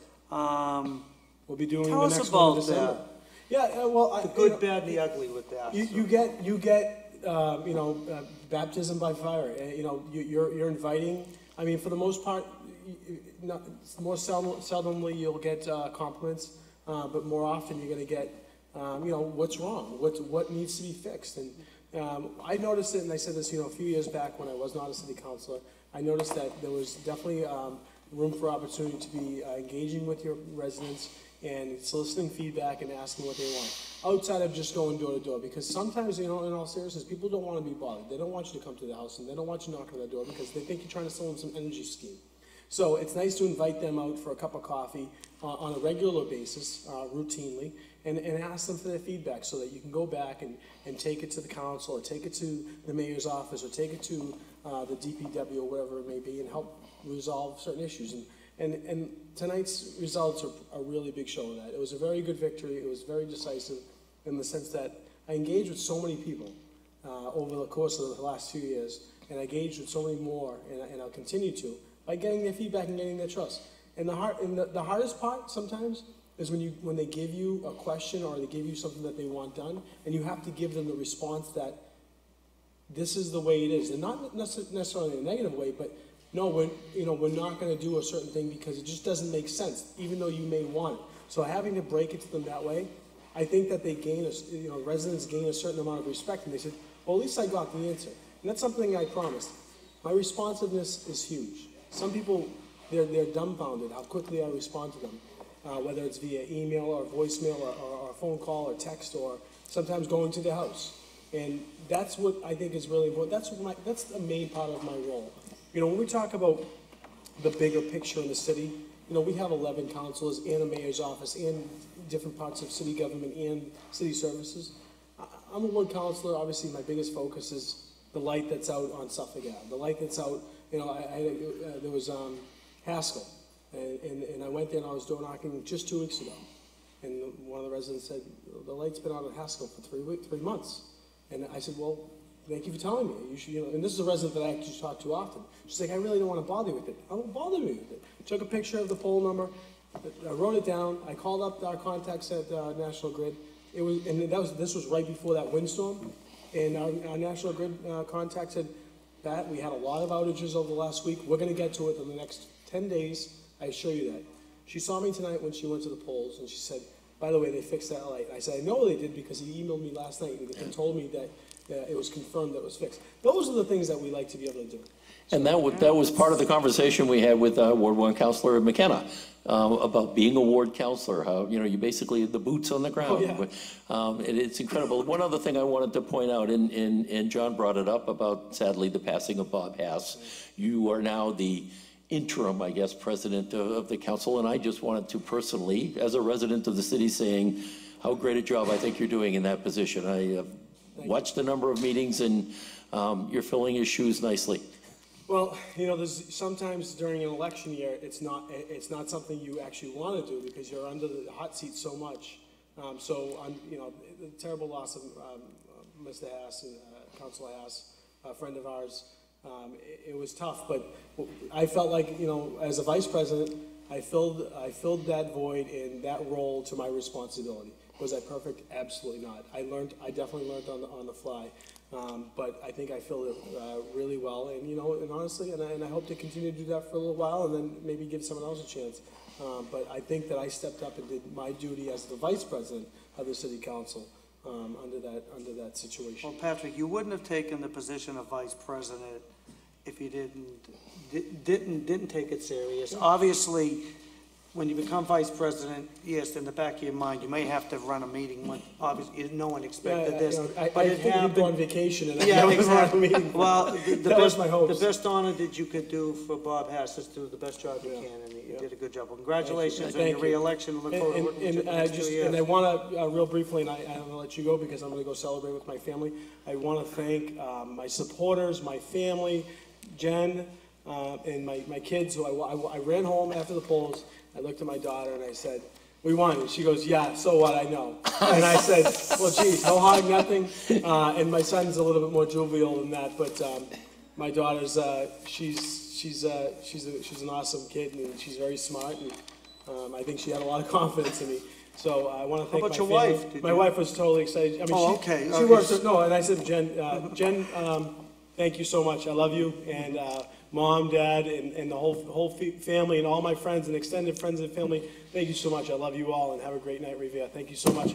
You Ward made me 4 very Councilor proud. Patrick Keefe. Thank you so much. Congratulations. Thank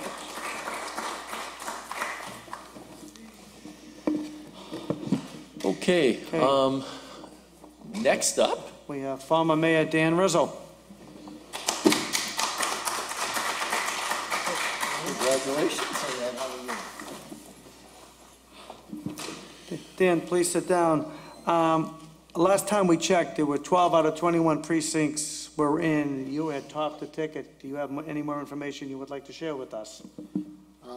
Well, our results, and obviously they're not official, has us with 21 precincts reporting, winning first place by 108 votes. Congratulations. So, yeah. So, well, thank you. Thank you. Thank you.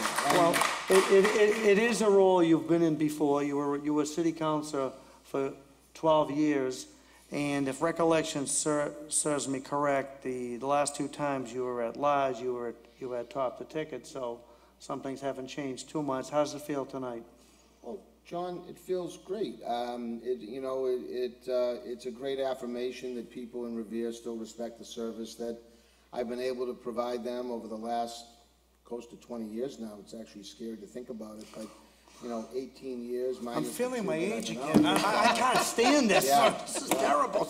But no, it definitely makes me feel good. I mean, oftentimes what happens, in politics in particular is, you go through a little rough patch and, you lose an election and you turn around and you say, where'd everybody go? But I was very fortunate and blessed to still have all my supporters come to my side and who still believed in me and what I had to offer to the city of Revere. And, tonight was just a result of their hard work. I mean, I've got the greatest supporters and committee people that I could possibly ever ask for, I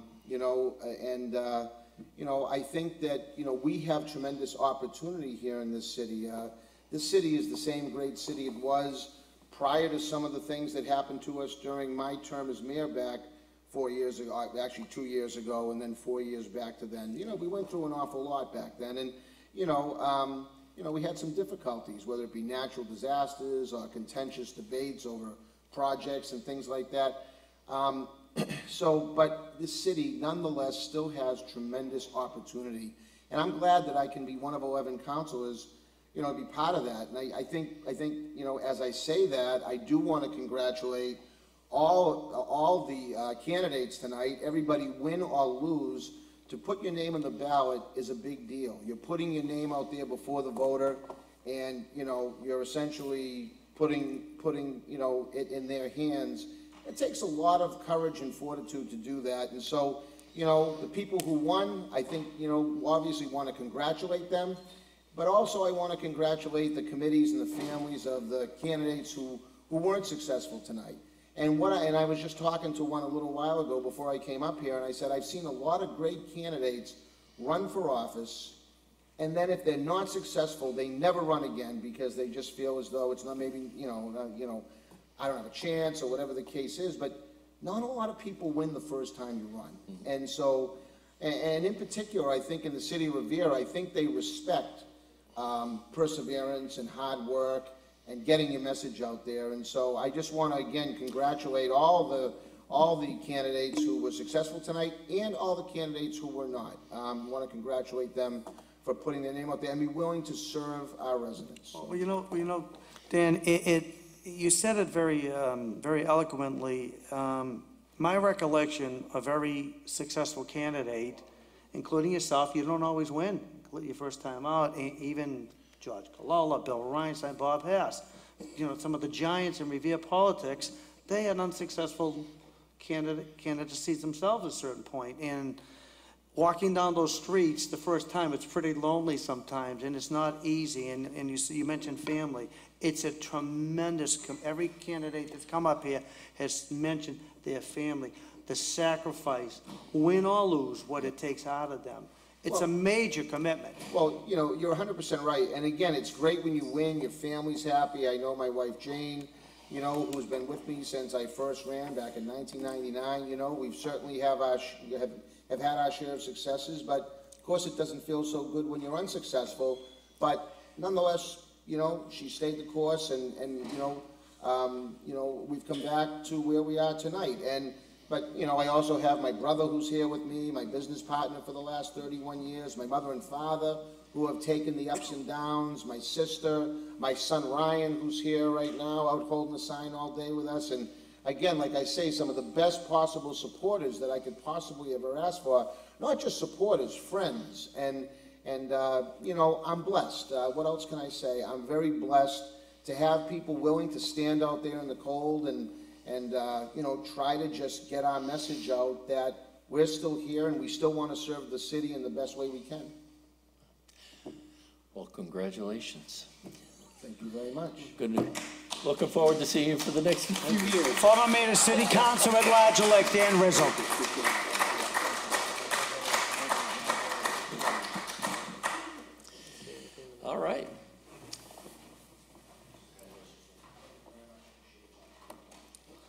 With us now is Mayor Brian Arrigo. Gentlemen, how we doing? Hi, good to see you. Well, I'll start off by saying, and I think primarily, and you probably have a number of things on your mind, but I guess I wanted to bring up question number one, I think was probably the most thing on your mind at this point, because I know you worked very hard to get this issue passed. And it must be very exciting and very gratifying to see that it's done pretty well. We did, and it is very gratifying to see question one come out as popular as it did today. But the first thing I want to talk about is Bob Hass, and the fact that this election is clearly not the same without his spirit, you know, and his spirit is in the city, and it's here, and it's certainly here in this building, and I know it's in my office every day.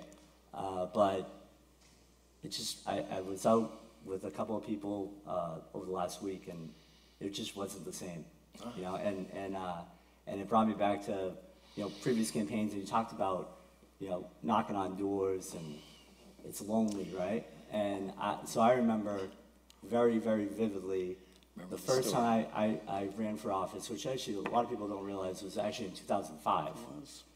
And the guy that I had on my side was my dad. So to have the ability to knock doors, not only with my dad, but then with Bob Hass, was really something special. And today is a little somber. It's a little bittersweet today because Bob would have, I know he's looking down, I know he's watching us, but he would have really, he would have thought this election was something. His name has come up many times. You know, with Bob Hass, there's so many memories we can share with Bob, and the one thing that tells me the type of, obviously no one I'm personally told, but the one thing that one memory always sticks out is when he came up short in 1999 when Tommy Ambasino beat him. And I had to go into the mayor's office for something a couple of weeks later, and everybody's face was on the ground, Right. except for Bob. Right. He was fine. He says, I'm telling everybody, get over it. It's okay. It's one election. And he showed so much class. It was a good transition. He kept his head up high, and he made a very strong comeback and was as strong as politically as he ever was when God took him a few months ago. And it says a lot for Bob. And yes, it is a little strange that we're looking up and we're talking about Bob. But he is here. He's absolutely. He's here without. He's absolutely. Now, for you, this obviously it's a little different than 2 years ago. Maybe not quite as nerve-wracking. Although knowing you with that question that was on the ballot, I'm sure it was a long day for you today. It was a long day. Every day's a long day. But one. This one a little more than usual, yeah, Mr. Mayor. One thing I have to say, and you're actually in this story a little bit. We actually, I was going through some old photos, and we're thinking about some things to do in our recreation department. And there used to be this softball game that happened every year. And I know you know about it because I certainly do. You were in it. But I found this picture. This picture had yourself, had my dad, Peter Martino, Tom Caparelli, Al Fiore, Paul Cacciola, and Arthur Guanasso was in that picture. There's a 12-year-old kid in there, too. Yeah, well, no. So this is a picture that was taken a little bit later in the day, right? Okay. And in the middle is Bob Hass. Now, Bob Hass during that game actually ruptured his Achilles, rounding second. But it was a good hit. Trying to stretch It was a good hit, Mr. Mayor. So. He is, and to your point about his spirit, he is in the middle of that picture, and he has the biggest smile of everyone in that picture. He has the biggest smile, and you can see, just at the bottom of the picture, you can see the white 5-gallon bucket that his foot was in. In ice, yep. In ice. It was. And that picture, and it was just pretty recently, it was around Halloween when I found that picture and saw it.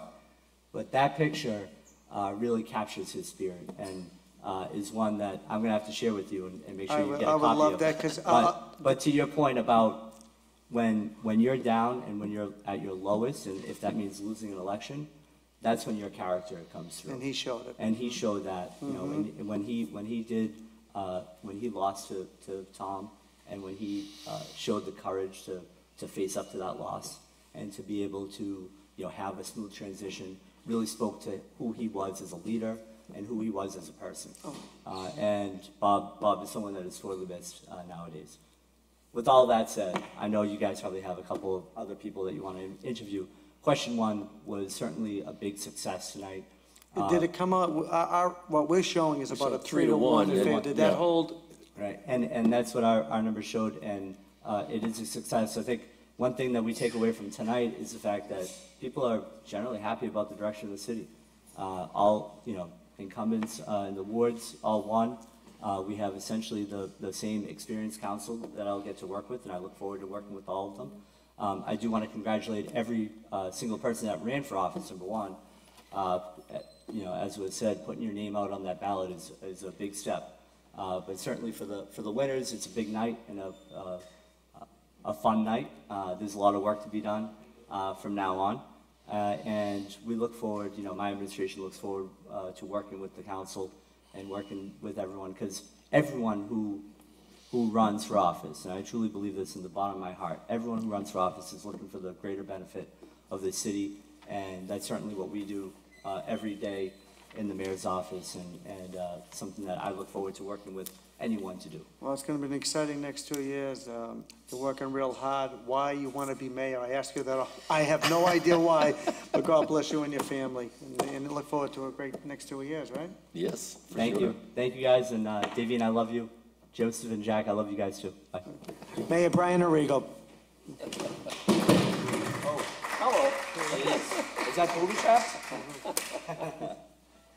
Take care, Brian. Oh, we got final. All right, we have finals coming up here, and this is on the Counselor at Large race. Let's see what we got. And it looks like in first place is former Mayor Daniel Rizzo. Yep. Making a successful comeback. And second place is Jessica Janino. Janino. And third place, it looks like at-large Councilor Steve Morabito. And fourth place, it looks like George Rotundo at 2786. And in fifth place, Anthony Zambuto, 2,728. So it looks like the four incumbents have been reelected, and former Mayor Dan Rizzo has also gained a seat. Right, and the remaining candidates out there, Todd Braid had 438 votes, 531 votes for Nick Molason, 725 votes for Dave Ramos. Dimple Rana had 1,379 votes, followed by Wayne Rose at 1,322 and Michael Zakaria at 1,311. Now, the ward races, we do have the ward All races. right. Are these final numbers? Okay. So Ward 1, Council- I'm sorry, go ahead. Yeah, Joanne McKenna, looks like she's been successfully reelected with 800 votes. Cheryl Woodfridge has 184. Ira Novoselsky, we've already announced, 404 to 133. Councilor Arthur Ganasso reelected, 684 to 475. Patrick Keefe, Ward 4 Councilor, 838. His challenger, Philip Russo, 349. Ward 5, a little bit closer, but John Powers has been reelected, 844 votes to 690. In Ward 6, Charlie Pash, 1,005 votes, and versus Arthur Damati at 340. So it looks like all the ward councilors have been reelected. In now the the school school committee race, Carol Ty, looks like once again she has topped the tickets with 3,602 votes. In second place, Michael Ferranti, 3,153 votes. In third place, it looks like Stacy Rizzo, 2,941. Susan Gravalesi reelected with 2,928 votes. Who else do we have? We have Fred Sinella. Looks like he's in fifth place, reelected at 2,624 votes. And it looks like gaining a seat is Jerry Visconti at 2,577 votes.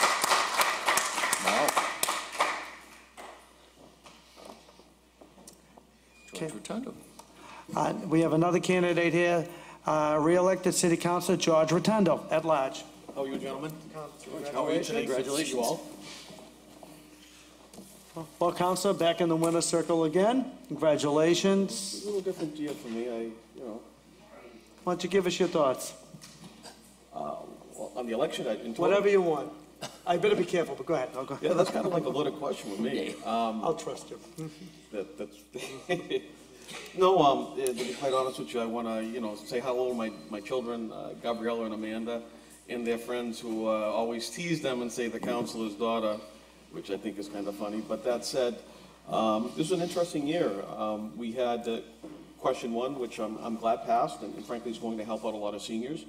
This is something that I look forward to because right now people are really struggling. As far as the city, it's in a dynamic phase. We have the possibility of Amazon coming to the city of Revere, which, from what I'm told, we're one of 3 top favorites, which is really something that will change the city. The one thing that I like that Mayor Arrigo had stated was he's not going to put all our eggs in one basket. And if for some reason we don't get Amazon, that only leads me to believe that we have to further explore something other than housing and Amazon for Suffolk Downs. So for me, this election, I think, is a testament to checks and balances within the city. I'm the one that always, and I'm sure, as Mr. DeVoe is having a nice little smile on my behalf, is the one that really challenges people. And I think that's my job, and I think George Colella kind of mentored me towards that. And Exactly what I was going to say, because I listened to some of the interviews, and you brought up George Colella, and every time I watch you, I think of George Colella. well, he did have a little bit of a moniker, and I take that a little bit as a badge. But that's what government is. Government is checks and balances. It's both the executive branch and the legislative branch, and that's my job. My job is to challenge the mayor. And, like they say, the more pressure you put on somebody, the better they become. And that's sort of like how you get diamonds, right? Mm-hmm. So the more pressure that we put in this seat, the more pressure that we put to make this city better, I honestly believe it's going to be the diamond of the North Shore. That's the most important thing for me to do. I've got 2 children here. The success of our city and our schools are paramount. Everything else is secondary. Well, George, I looked over a lot of your campaign, and you certainly want to be known as a watchdog. You're very concerned about overdeveloping, particularly in the residential. You're concerned about that. You flat out say no sanctuary cities. You want changes in zoning. Obviously, I believe you did support the NECO. Oh, 100%. 100%. And we need that type of zoning at Suffolk Downs to encourage that type of development. You absolutely want monitoring of residential. So it sounds to me like you have your platform. You've already. The one thing that you're missing, which I always get choked up about, is we have an epidemic here in the city of Revere, the opiate epidemic. Mm-hmm. And it's not only in Revere, it's in the state. National. And, recently I dealt with somebody dying at work because of an overdose. And what I can tell you is it affects every single person, every walk of life. That is one of the major challenges that this city has to do better on. Mm-hmm. And I'm going to be focused on that. I also want the city to join in a class action lawsuit against Big Pharma because I believe that they're culpable for what happened to our children and our families. And someone needs to be held responsible. And for me, that's my goal. You seem very passionate about that. There's no question about that. Well, Councilor, congratulations. You've been on the council for a long time, between Ward 4 councilor, at-large councilor, you ran for mayor. You made a very successful comeback 2 years ago. You've been successful again. And it's council a little bit different, but it's going to be interesting to watch, and keep working hard for us. Yep.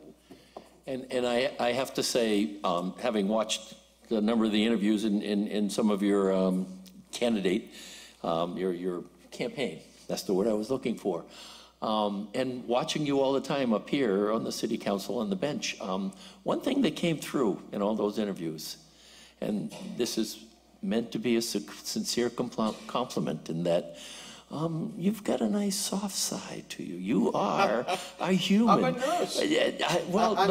There was a very compassionate side to George Rotundo that people do not see? For all the brashness and the directness, I would give my life for anybody. Yeah, that came through loud and clear. Congratulations. All right, thank you. Congratulations.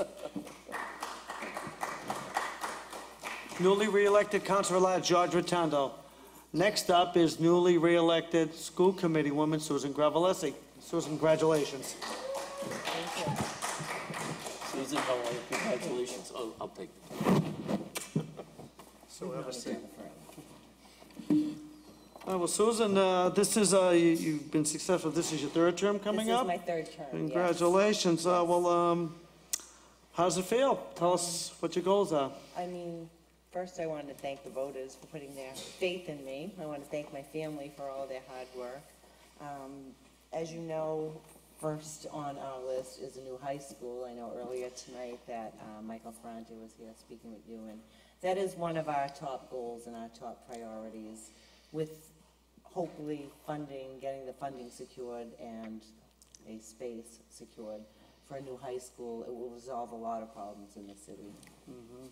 Well, For our students. Susan, you've lived in Revere your whole life. Yes, born in Revere. You were born at the Revere Memorial Hospital, Yes, I the was. hospital that saved my sister Rosie's life as a little girl. Okay, so I lived right across the street from Not too there. many people can say they were born at the Revere Hospital. Absolutely. But you were, and you talked about during the campaign about commitment, good judgment. Obviously, in your work as a personal trainer, you're meeting all kinds of different people. And you mentioned how that really is helping you out in your role on the school committee because there's so many different moving parts. Right, exactly. Like just all the different areas of the city that I have worked in, lived in, been part of, really helps me network with the people. It helps me to work well with my colleagues. I feel that we have a great team together with the school committee. We have a great working team. And, you know, we have a new member on, and we're happy to have him with us as well. So all those moving parts together just, like, is what helps us move forward with the school department. Yeah. And our main goal is, you know, just making it successful for the children, giving them the education they need to move into the 21st century. Yeah. Congratulations. And, you know, I three terms. I was trying to remember whether it was 2 or 3. I remember your first campaign. I think your son was your campaign manager, Joe, at the time. Moved on to other things at this point. You talked about the high school. You also mentioned about, and we were talking about some of the budgeting issues, you know, with state funding and so forth. State funding Yep. was a big challenge for the past 2 years, actually, where the state had changed their calculations on low income to economically disadvantaged, which kind of cut out quite a bit of our students, which put a big chunk out of our budget. With the help of our superintendent advocating for us and lobbying at the State House and lobbying to the speaker, we were able to get some of that funding back, but the calculations still have not been correct yet. They're still working on correcting them. But what came through loud and clear and in the face of that adversity is how, as you mentioned, as a team, Right. working with the school administration and so, you've been able to pretty much make do. Yeah. We do work very well as a team, I have to say. You're gonna have your challenges. I mean, We do. the We master agree to plan, all we disagree, need to and do we is work find very $300 well. million That's someplace, it. and that's all. We're looking That's it. good, but You know, hopefully, you know, I know earlier Mr. Ferrante had told you about, you know, we'll submit the statement of interest to the Massachusetts School Building Authority. And with that, they do fund quite a % of it once they approve the project. That's just it. We're waiting for the project to be approved. So they will submit that statement of interest again the end of this year, and we should know soon if we're approved for the funding. well, Susan, it's a great night for the Gravelesi family. It's a great honor to be here. Congratulations, another 2 years, a lot of challenges ahead. and Yes. We know you'll be up to it. Susan. Thank you. Thank you Congratulations. so much. Congratulations, Susan. School Committee Woman re-elected Susan Gravelesi. And now we have newest member of the school committee elect, Jerry Visconti. Congratulations. Thank you, Tom. Thank you. Thank you so much. Have a seat. Come on, guys. So I brought my clan with me. You want to Your introduce campaign them? managers? My campaign managers. You know, they had to put up with me for quite some time, so, Who do we have here? Jerry, who is 13, my oldest, Sophia, Sabrina, and everybody knows Jojo. Jojo. All right, he's 6. Now, Jerry, do the kids know what a big deal this is? I mean, is it Well, like... I think they do, actually. You know, they're excited. I think they're just as excited as I am, to be honest with you. You know, it's a great victory for the Visconti family. It's a great victory for Revere, honestly, because we have, and I firmly believe that, because we have right now a member that has children in the system. A vested interest. And I invested 100%. So I'm looking forward to getting my hands dirty. Well, Jerry, this is the second time you ran. You came very close to last time. Yeah.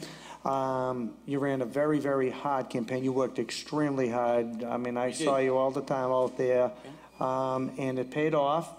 I can see the euphoria on your face. You're very excited. We are. And, you know, and then when you get sworn in, then the real work begins, as you know. Yeah. Where do you see your focus as the newest member? Because you're coming back with 5 incumbents there that have been, that, you know. Absolutely. And they're going to have a new person there as well.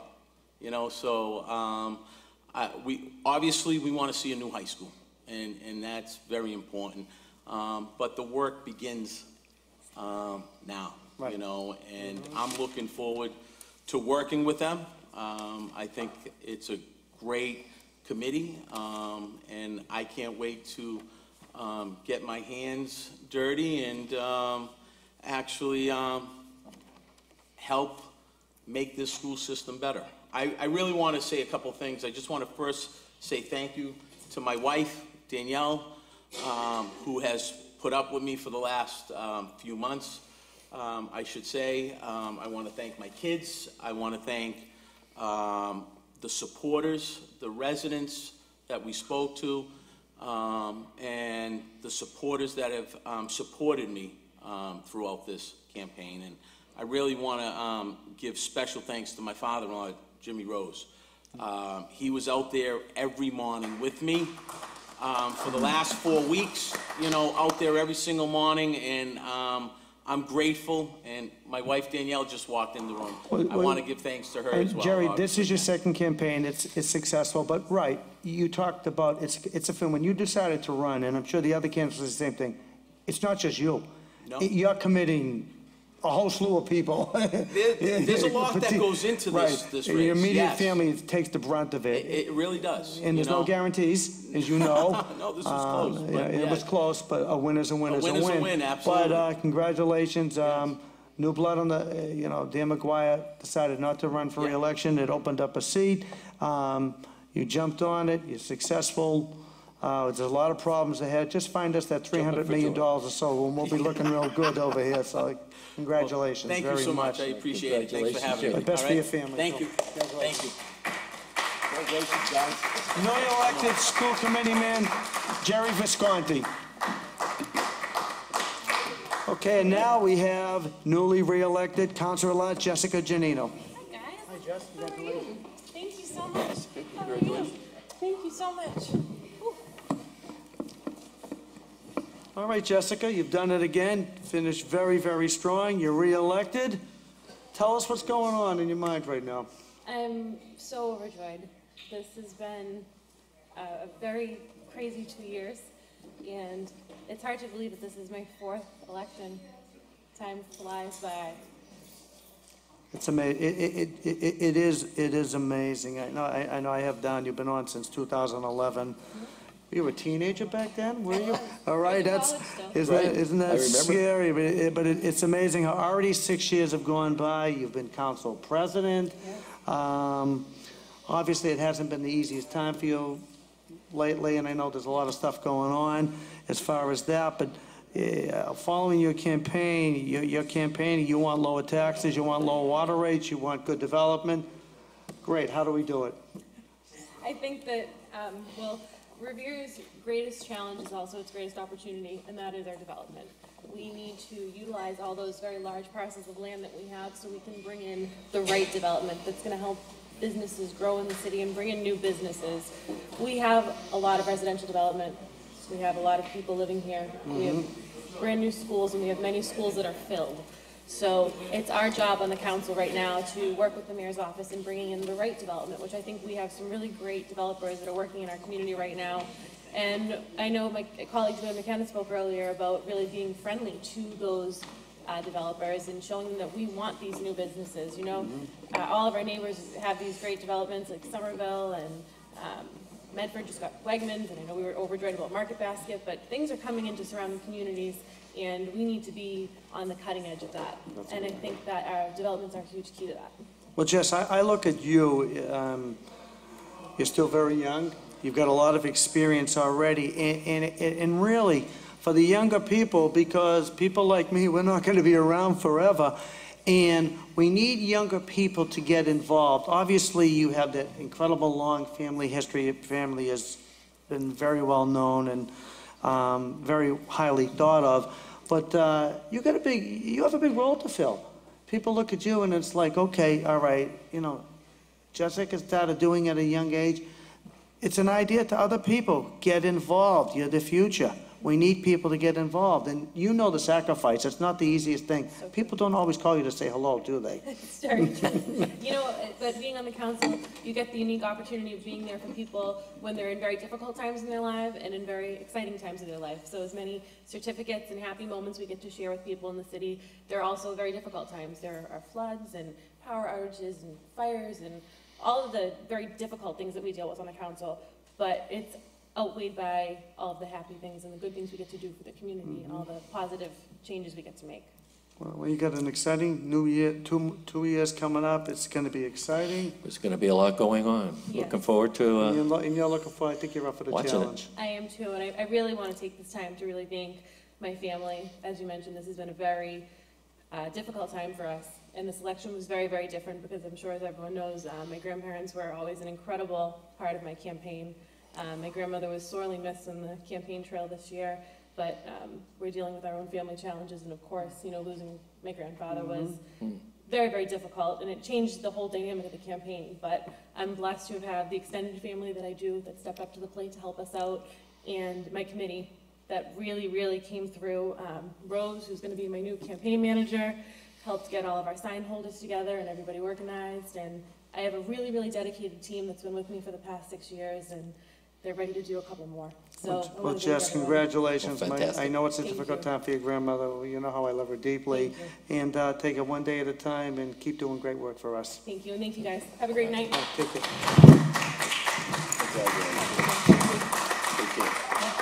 Re-elected Counselor at Large, Jessica Janino.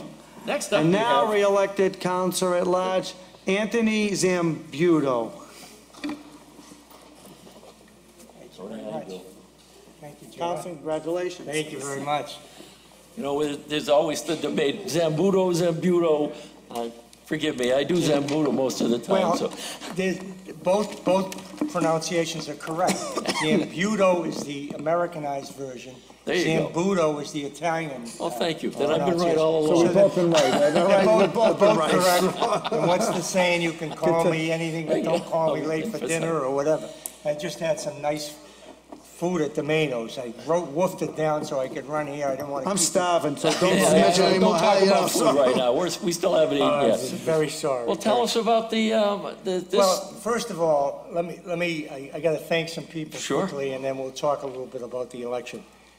First of all, my dear friend and campaign manager, Diane Santoro, who without, I would have no chance. She does everything for me, and I'm a very tough guy to handle.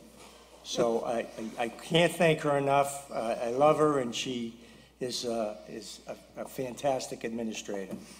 We do this with a very small crew, and we've been successful for many, many years. Now, obviously, I ran on term limits. Everybody knows that. And I got here and I found out I made a difference. I tell the truth. Doesn't make me always popular, and there was an issue in the Pines that almost sunk me in the election because Some people don't like a stand I took on Wheelabrator. However, I do what's best for the taxpayers, and I let the chips fall to where they may.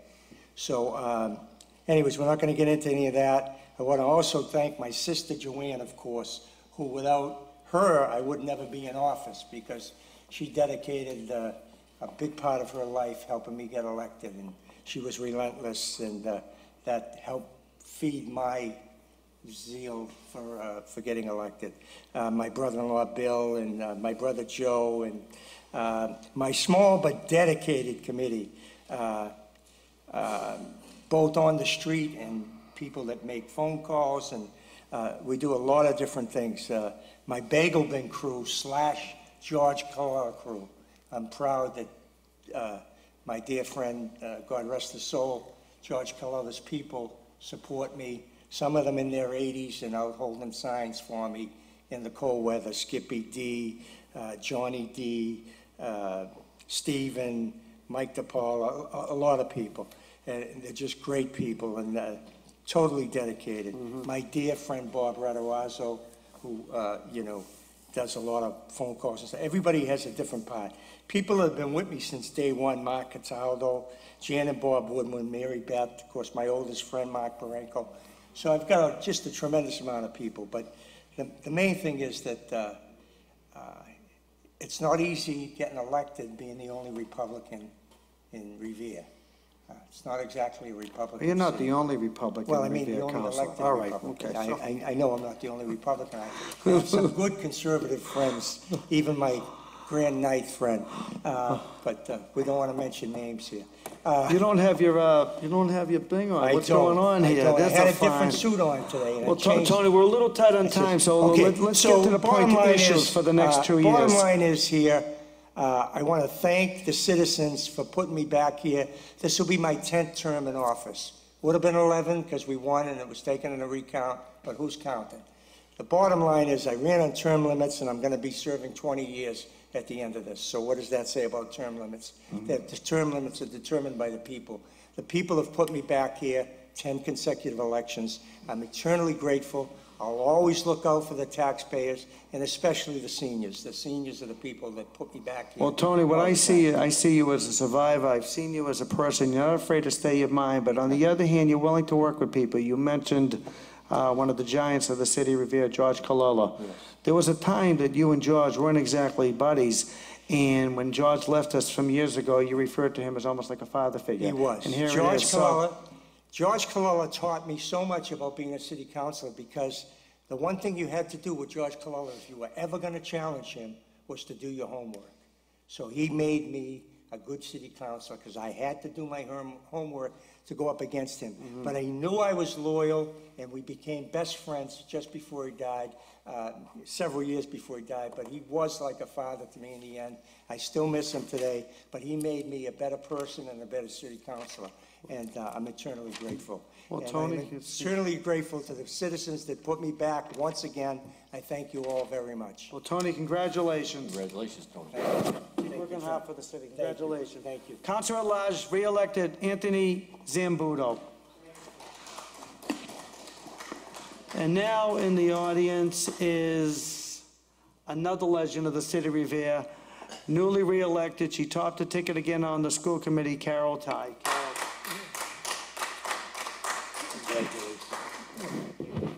Carol, please have a seat.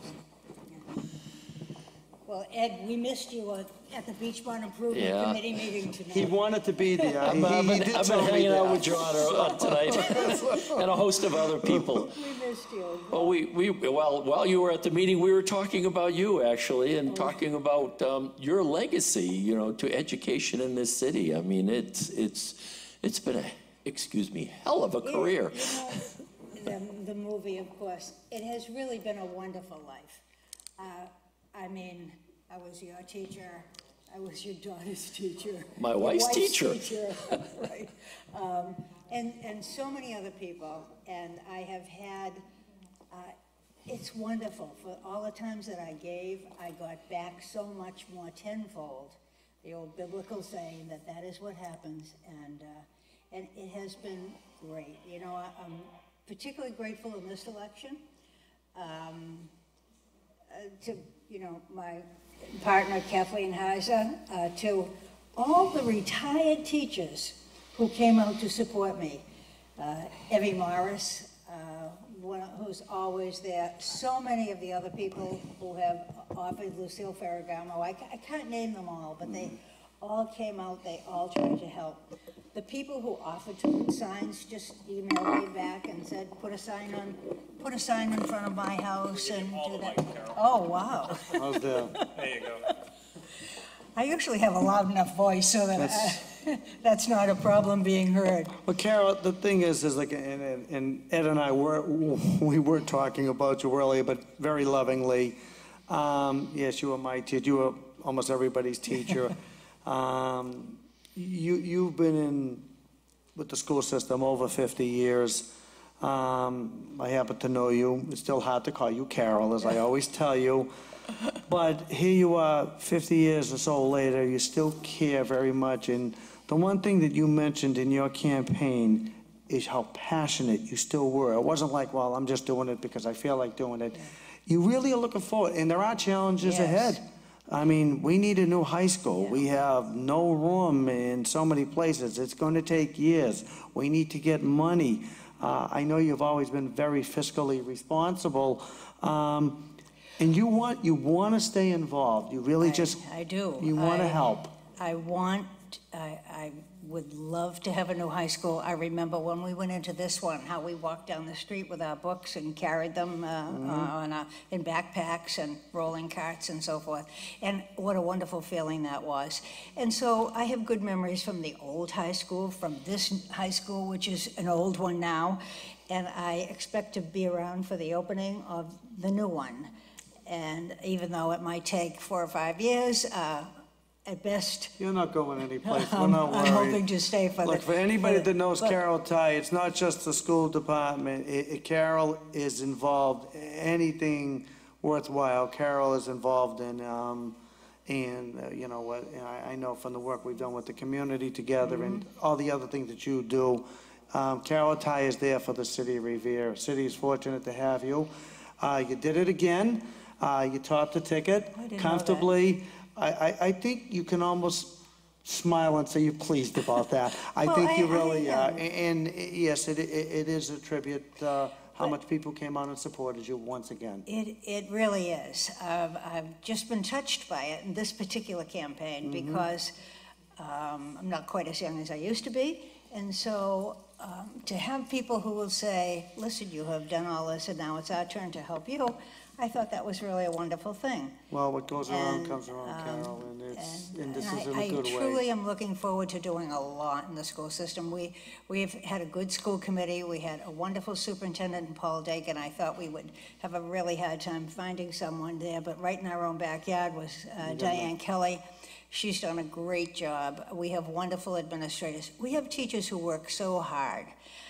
It is amazing. My friend Toby Cassidy, who has been a wonderful supporter all our lives, says that he knows that he couldn't teach anymore because it's just too hard, that they work constantly and they are successful and they bring our kids. It's interesting, there was a study that came out just in the Globe today or yesterday, I'm not sure which edition it was because I read 2 papers this morning, but the Metropolitan Area Planning Council talked about, the headline in the Globe was, supposedly if you build these residential units, then more children will come. Yeah. Oh, really?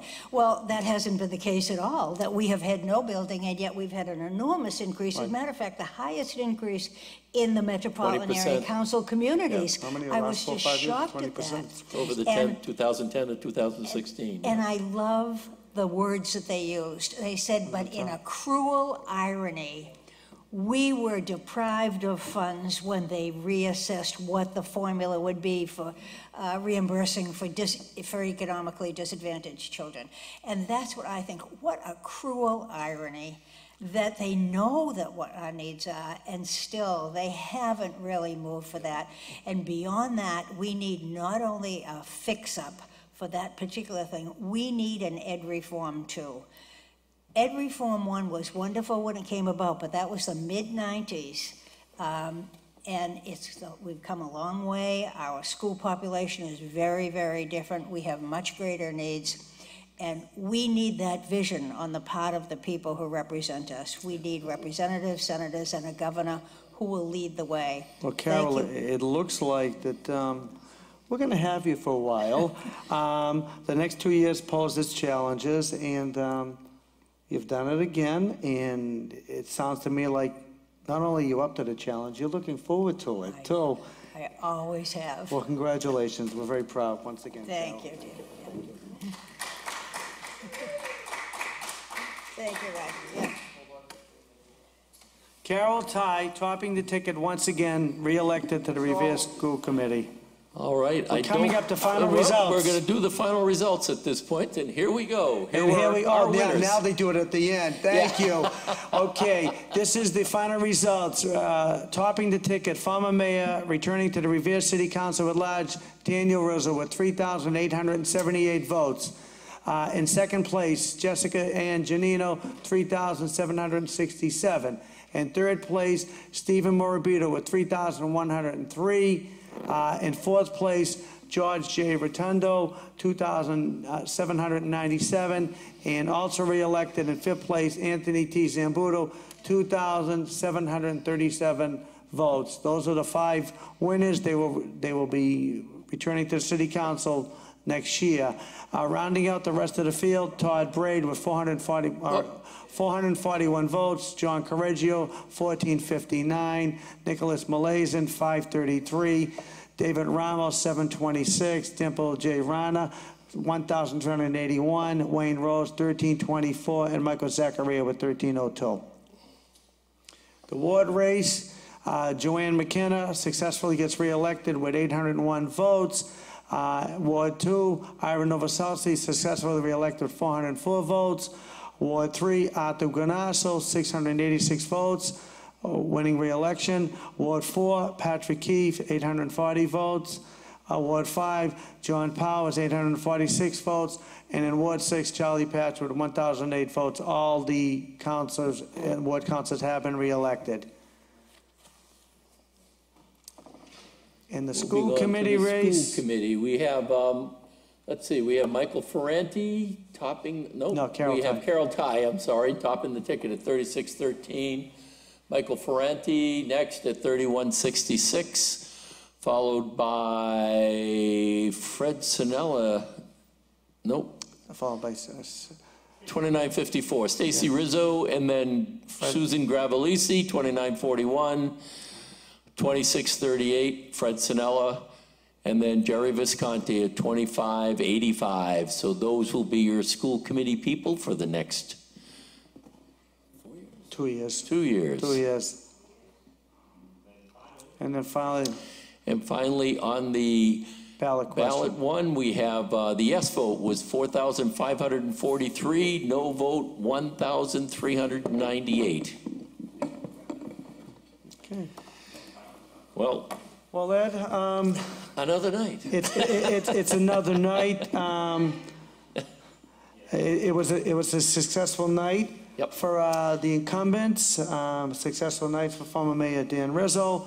A successful night for newcomer Jerry Visconti. Certainly, Mayor Arrigo has to be pleased with the ballot question. Something that he strongly supported.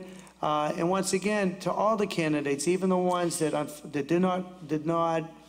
came up short, they ran hard. They ran a very professional campaign, and that's what this country is all about. That's what the city is all And about. as I mentioned many times tonight, is that there are many people who have run and lost, have come back to run again and won. So to all of those who didn't make it this time, you've got more recognition now. So you've got some more energy and gasoline, if you will, to run again. So do it. Absolutely. Well, thanks to the voters of Revere. Thanks for Revere Cable.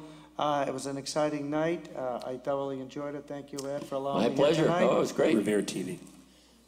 So, thanks to our host. Thanks to our fabulous host. Thank you, Phantom Voice. So for Revere TV, for John Varengia and myself, Ed DeVoe, we're going to say goodnight and take care. Good night.